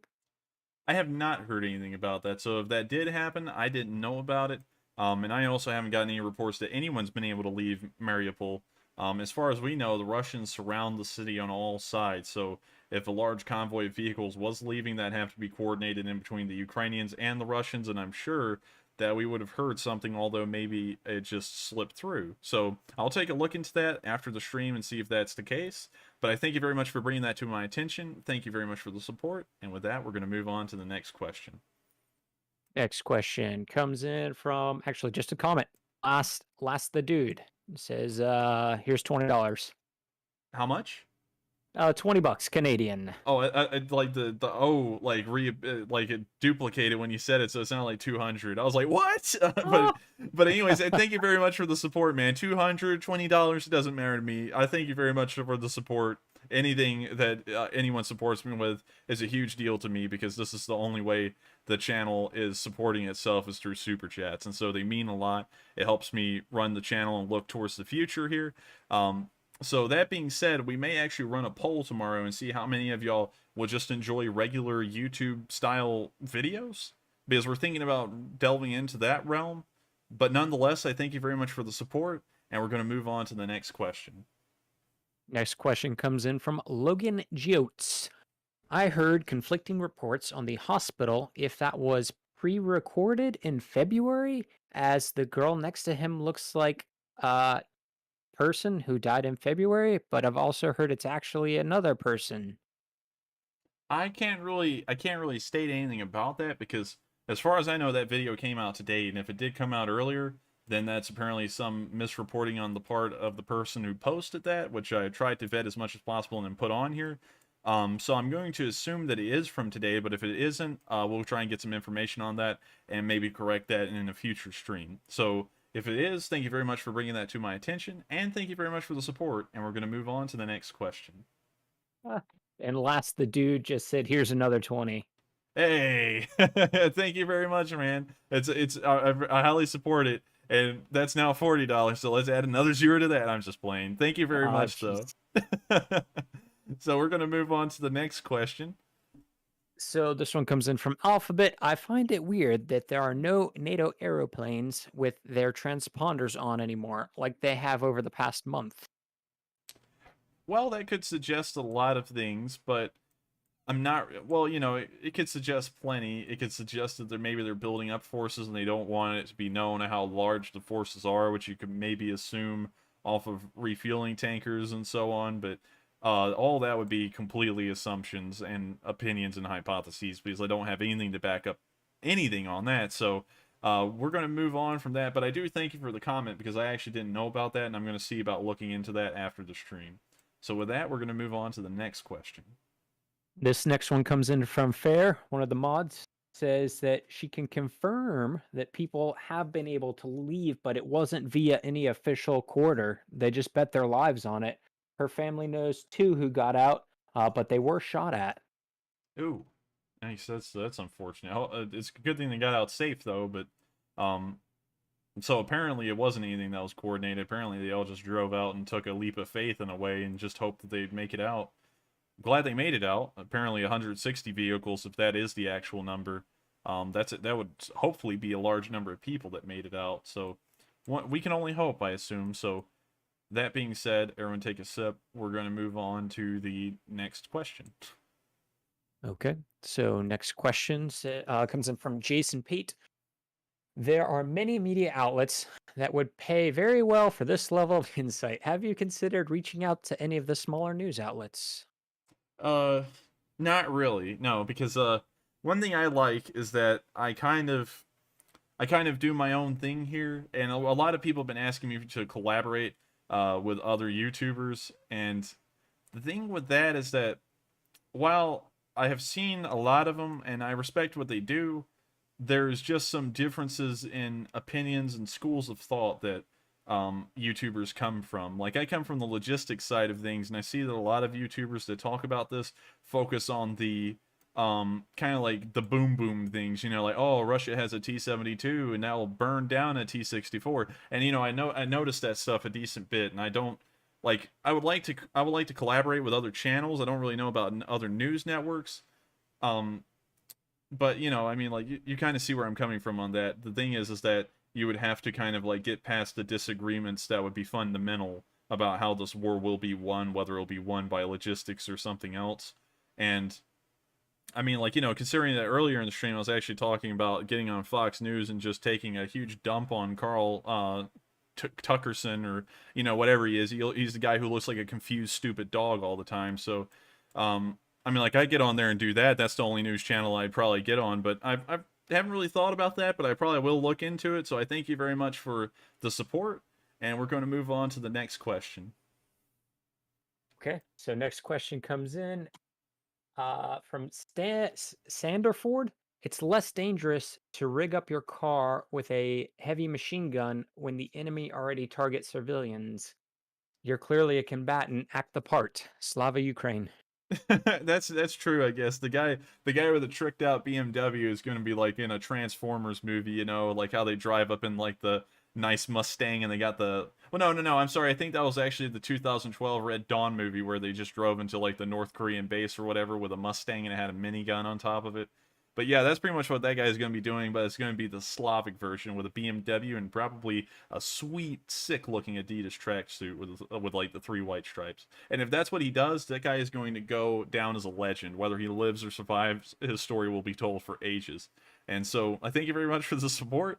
Hopefully he does do well with the whole BMW thing, and we're going to move on to the next question. Another question coming in, or comment coming in from the 21st century via super chat that says, be careful if you ever punch Tucker out, mate, wear a mask because poo splatters. I love it. Thank you so much, man. I don't think I'll ever get to the chance of punching him, but one can only pray. You know, that's kind of like so I guess for most Westerners, punching Tucker Carlson in the face would be almost like touching like that holy stone that they have in Mecca for the people who follow the Islamic faith. I guess it's almost the same thing because it's like a rite of passage in a way. You know, it's like telling the guy to shut the hell up or something. So I thank you very much for that. And with that, we're going to move on to the next question. And I will go ahead and note that when you do share your opinions, the chat does go a million miles a minute. So that is interesting. Very interesting. Is it like supporting me punching Tucker Carlson, or is it saying I shouldn't punch Tucker Carlson? It just goes crazy. There's thousands of chats for and against. It's maybe better if we stay on topic, I guess. Yeah, I guess so. And so we're going to move on to the next question. Next question comes from Maria Smith. Earlier map outline showed advances on H14 towards a word I can't pronounce, Kropyevsky. Any update on this? My family lives on that route. If you know anything, please answer. Would you like me to copy this question to you in a chat so you can read it? Could you retell me the name of the highway? I could probably pull that up real quick. H14. H14. H14 Ukraine. And let's see what we can get there. Ah, yes. So this is from Nikolaev to Kropyevsky, I believe. That was a very hard thing for me to pronounce, and if I did that right, that was like a miracle. And what was the name of the town? Earlier map online showed advances on the H24 towards that town. Any update on this? My family lives on that route. If you know anything, please answer. H24. Let me. H14. Oh, H14. Okay, so I was on the right one. Well, I'm saying that that's a proposed Russian plan of advance, but my opinion, and please take this with a grain of salt. Don't like put your family's lives and stake them on what I'm saying. It is an opinion after all, and I'm just saying that off of what I know, this would probably be within Russia's future plans if they're able to capture Mykolaiv. And so as long as Mykolaiv is held, you don't have to worry about the Russians trying to move up that road because it's going to be very hard for them. We've already seen them fail at Bashtomka and also Nova Odessa. They got as far as both of those, and then they got destroyed. Apparently they were breakthrough convoys of a sort, but as long as Mykolaiv holds, I believe the whole entire southwestern area of the country will hold. So that's kind of what I'm basing my bets off of right now, is as to what will happen in the future in the southern part of the country. And so that being said, we're going to move on to the next question. And I thank you very much for the support, and I hope your family stays safe, because war is always a dangerous thing, even if they're just passing through. So I will pray for your family the best I can tonight. So that being said, we'll move on to the next question. Yamato Sirio says that the farmers securing arms and cars are sons and daughters of the Cossacks, so-called Weirbiren defense farmers. Weirbiren. It's in their genetics to oppose Mongol, Polish, or Russian raids on their land. He's talking about the Cossacks. Those are like the traditional people who kind of like controlled the lands of Ukraine. For anyone who doesn't know, like y'all, do you know about the very interesting looking people, Drew, that had like the mohawks and they dressed in like Slavic looking kit and they had like the long mustaches and all that stuff? I can't claim to be an expert on those, no. All right, so I'm going to pull that up then, because I think a lot of people in our audience may not know about them either. But Cossacks are kind of like the traditional people who kind of controlled the land. And this is one of the most famous paintings of a Cossack group. These are the Zaporozhye Cossacks. And this is them refusing an ultimatum, I believe. But you can see that the haircuts are very wild, very bizarre looking compared to most normal styles. And they dress in very interesting ways. It's just an entirely different culture. But these are the people who originally made up Ukraine. Through the years, through Russia trying to pretty much exterminate the Cossacks, they pretty much went extinct. And then once Ukraine became a country now, they're kind of seeing a resurgence because these are the traditional Ukrainian people and their culture. So I think that's exactly what he's talking about. And if so, I do entirely agree, because these people are probably the freest kind of people in Eastern Europe for sure. And so that being said, I thank you very much for the support. And how many questions do we have lined up now? A ridiculous number of questions, over 20 probably. Yikes. Okay, so we're going to have a cutoff tonight, because this has already gone on a pretty good while. And so I wouldn't like if anyone donated from here on. Like, well, that's a bad way of wording it. Please do not donate from here on. If you do, we won't be able to get to it, most likely. And we may not even be able to get to some of the ones we have now, but I will try the best I can. So if you're donating beyond this point, it's going to be entirely just to support the channel, because we're probably not going to be able to get to the question. And I hate that. And if you want me to get to your question and you'd like to throw down a super chat tomorrow, please do it tomorrow, because I'll probably be able to get to your question better tomorrow. So that being said, I'm sorry if the answers get brief from here, but it is getting pretty late for me, and I do have to make sure that I sleep well. And so we're going to move on to the next question. Next question comes in from Roman Trinaga. According to Forbes, Russia lost about $5 billion worth of military technology so far, which is about 10% of their military spending of 50 to 60 billion.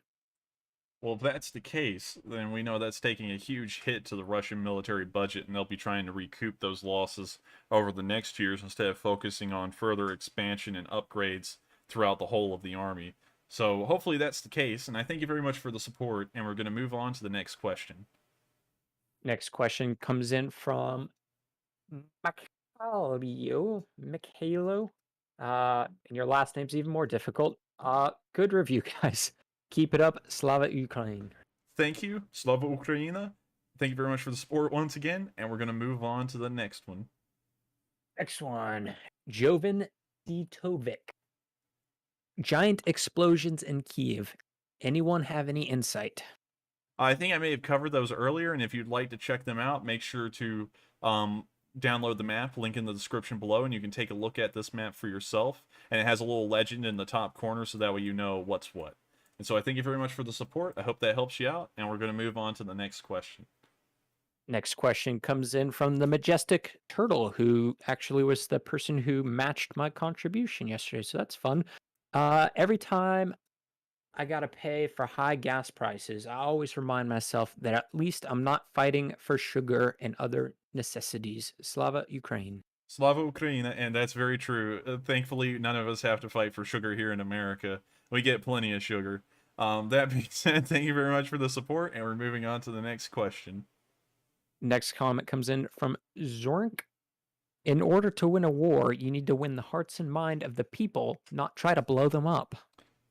The Russians think differently. I'd have to disagree with you. Their stance is that they won't have to win the hearts and minds of these people if they blow them up. So, that's pretty much what they do. I mean, like, that's what they've done in every single war historically, since the Soviet Union was a thing. And so I thank you very much for the support. Unfortunately, the Russians don't actually know how to win wars, apparently, because they just treat people terribly in the meantime and think they'll win over their hearts and minds, I suppose. But I thank you very much for the support, and we're going to move on to the next question. So, next question comes in from Ethan Tube. Any plans to raise money for Ukraine again soon? A lot was raised last time. Good work, guys, and much respect. There is a plan to do that in the future. We're thinking about making that a weekly thing because we're looking at like what organizations to do. I love the Red Cross, but I would like to make sure that our fundraising efforts are kind of spread out. Maybe we can help out different organizations. And so I'm trying to eyeball a new one right now. But if everyone's fine with doing the Red Cross again, I'll probably just do another one for the Red Cross and see if we can reach 25,000 again, or maybe even put it up higher. Maybe go for like 30,000 or so, or 35,000. But that being said, I thank you very much for the support. I hope that answers your question, and we're going to move on to the next one. Next one comes in from JC. No matter what side you're on, blowing people up gets 0 out of 5 stars. Getting blown up is even worse. I'd have to agree.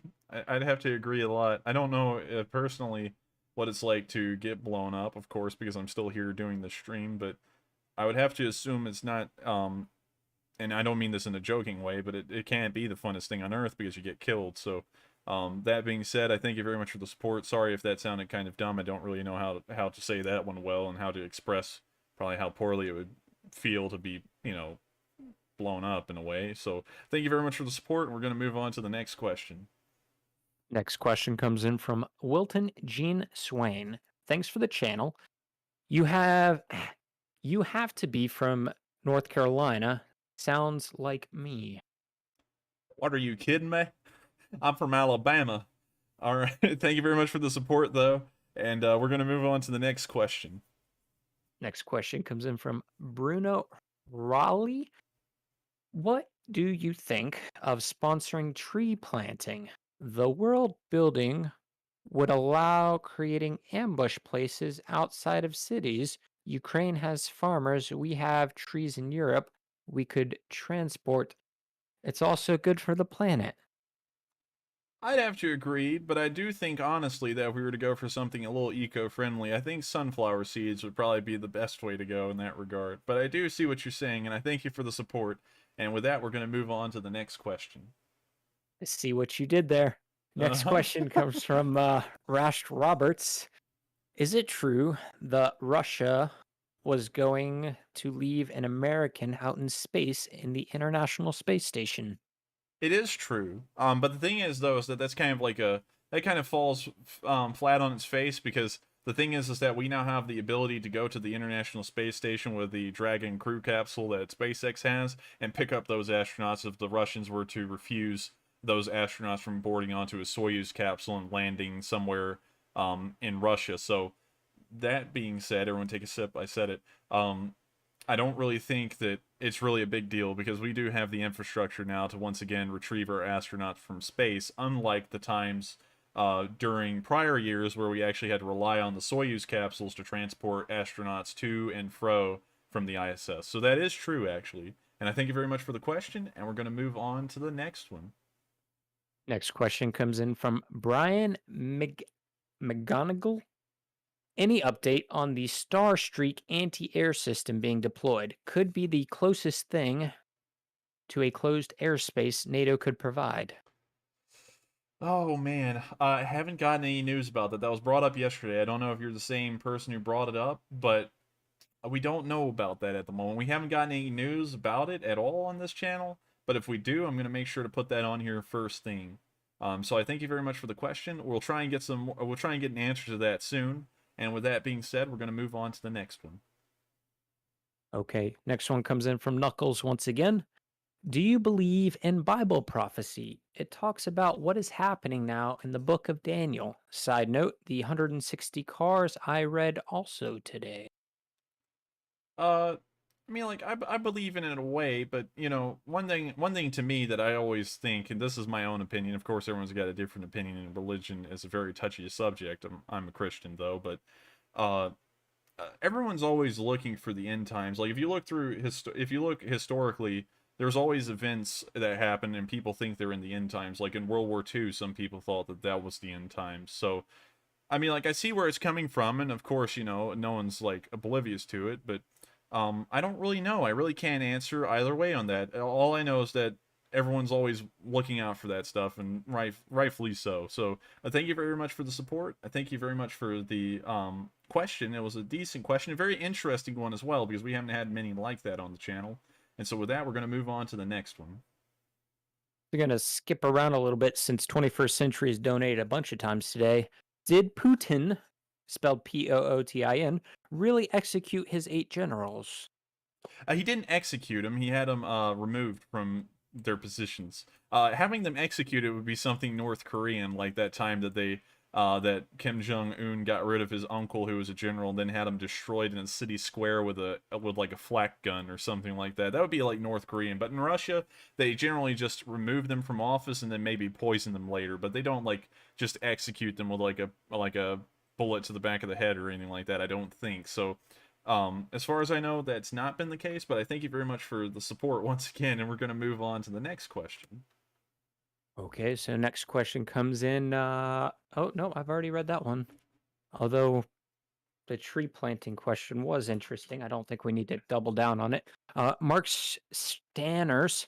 Hey guys, great content. Do you have an opinion about this all being about the freedom Ukraine has experienced spreading to Russia? I'm not really sure. I mean, I really think this is more about Russia's strategic interests in Eastern Europe and making sure that they don't share an excruciatingly long front line with NATO. I think that's more their concerns. Although they didn't state that as their concerns, that's almost obvious at this point that that is the underlying issue, is the amount of front line they would share with NATO countries. So I think that that may be a part in it, but I believe it's more so about the strategic interests as a whole. So I thank you very much for the question. It was an interesting one, and the support. And we're going to move on to the next one. But before we do, how many do we have left? Really only about 4 that have, or 5 that have questions attached. And then, of course, we've got a backlog of some regular questions from the regular chat as well. All right, let's try and knock these out because this is going to start going on for a while at this point. Okay, so gun term.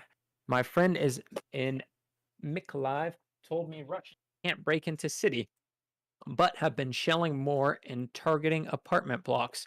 I do think the city is key for Russia. Yes, we've been seeing that as well, and right now my predictions for what the battle plans will look like for Russia if they're able to succeed in Mykolaiv relies entirely on Mykolaiv. I forgot the specific term for it. I think it's a linchpin, but it is that, if that's the term at the moment, because they can move to Odessa, they can capture the nuclear reactor just northwest of the town, about several kilometers up. They can move on to the other major cities. They can capture 3 of them probably if they move quickly through Mykolaiv and past it first before they move on north in this normal southern area that everyone's been eyeing on. So yes, I do believe it's incredibly important, and I thank you very much for the support. I hope that answers the question. And we have been seeing a lot of evidence of artillery attacks. We haven't been seeing a lot of infantry pushes anymore like we saw in the original days of the war. And so that being said, we're going to move on to the next question.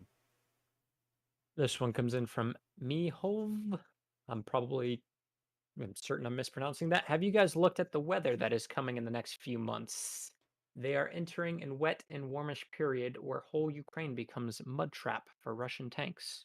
Well, interestingly enough, we did take a look at the weather earlier, and they are already in the Rasputitsa season as of now, and so it's really limited the Russians' abilities to use their armored doctrine to its fullest extent because the terrain just doesn't allow for that right now.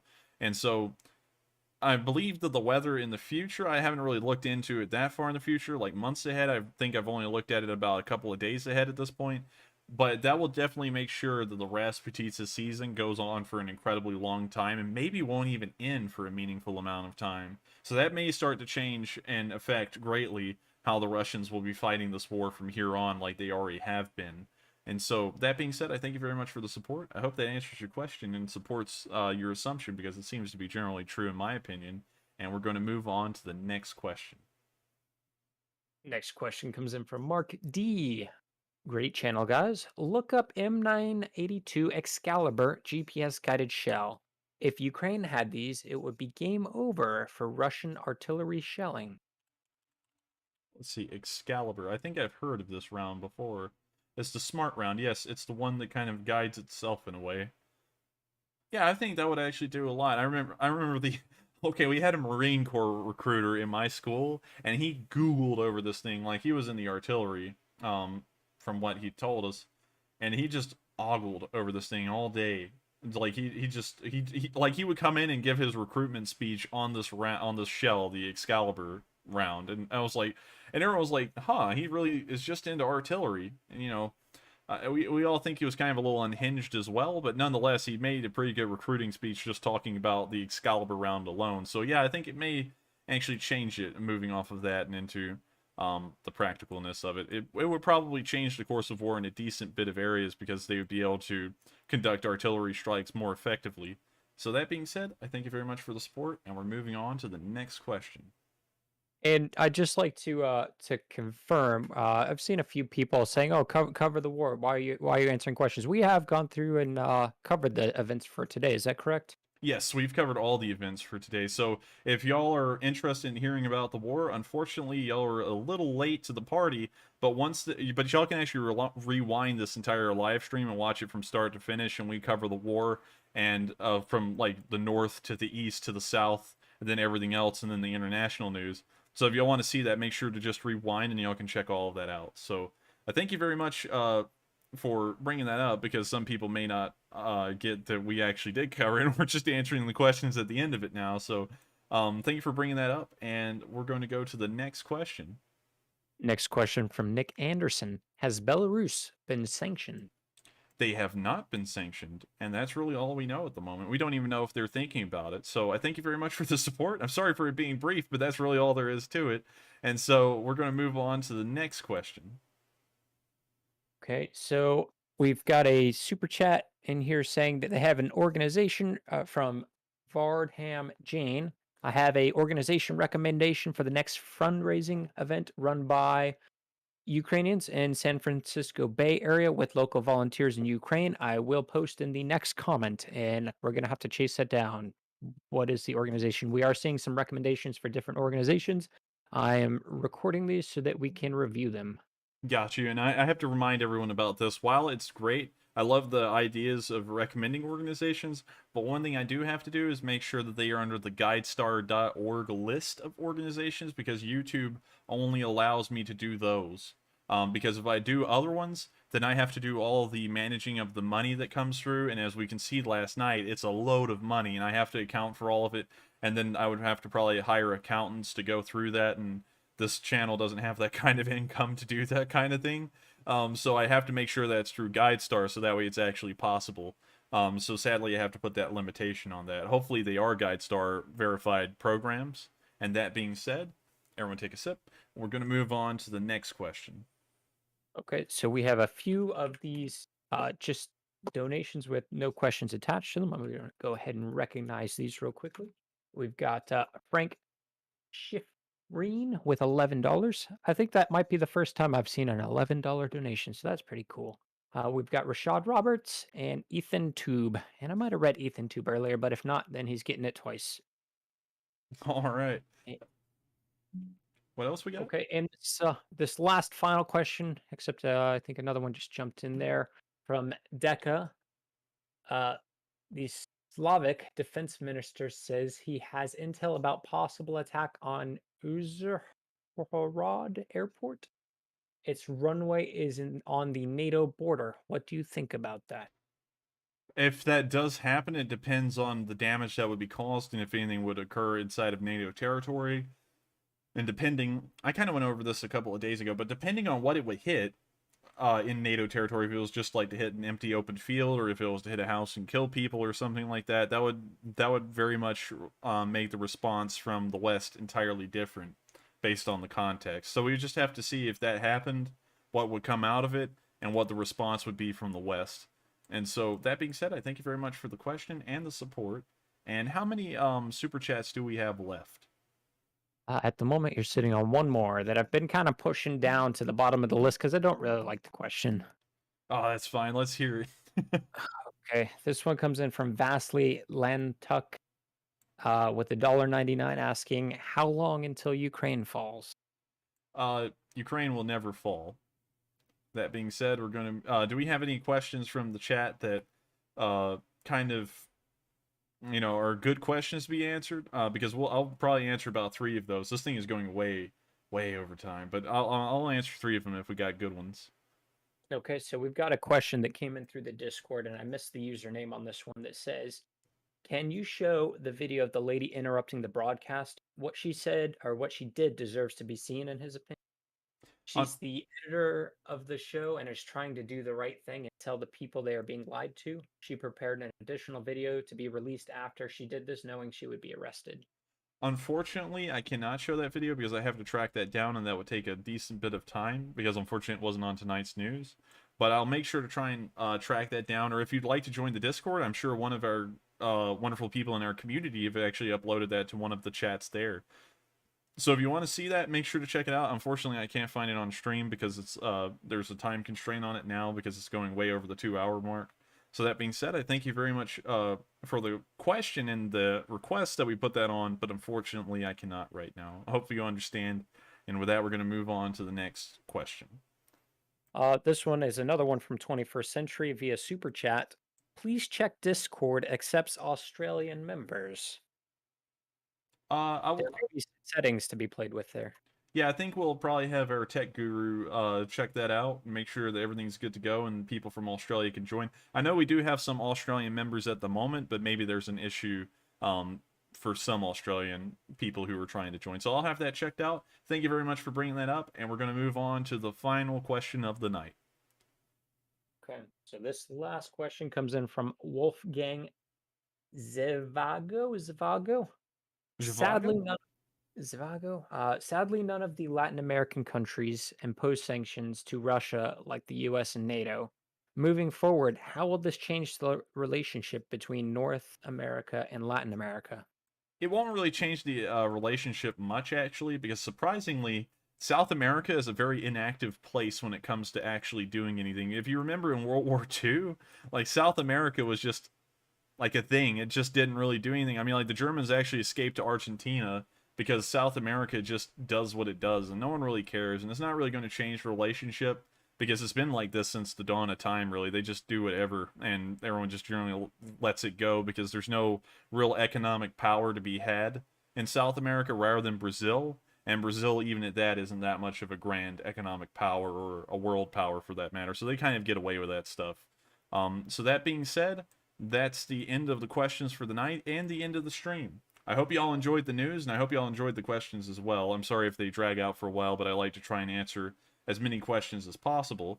If you enjoyed what you saw tonight, make sure to subscribe because we do this every night at 10 p.m. Eastern Time. I compile all the news over the past 24 hours and deliver it to you in a 2-hour stream. I also try and answer all the questions as possible, so if you enjoy that, make sure to come by tomorrow and we'll try and see about answering your question. If you enjoy this to a large degree, make sure to join the Discord because we've been building a community on Discord of great people who have good opinions, and, well, every opinion is a good opinion for the most part, but we've had a lot of people join the Discord, so if you'd like to get involved in the community we have, make sure to go join the Discord. We also have some charitable links in the description below if you'd like to go to those. We will be trying to run another one of those, but we'll just have to see with time which one that will be and when we will do it again, which will probably be next week. So I thank you all very much for the support. Thank you for watching the stream, and I'll see you all tomorrow at 10 p.m. Eastern Time for the Day 20 stream. Thank you all once again, and have a great night.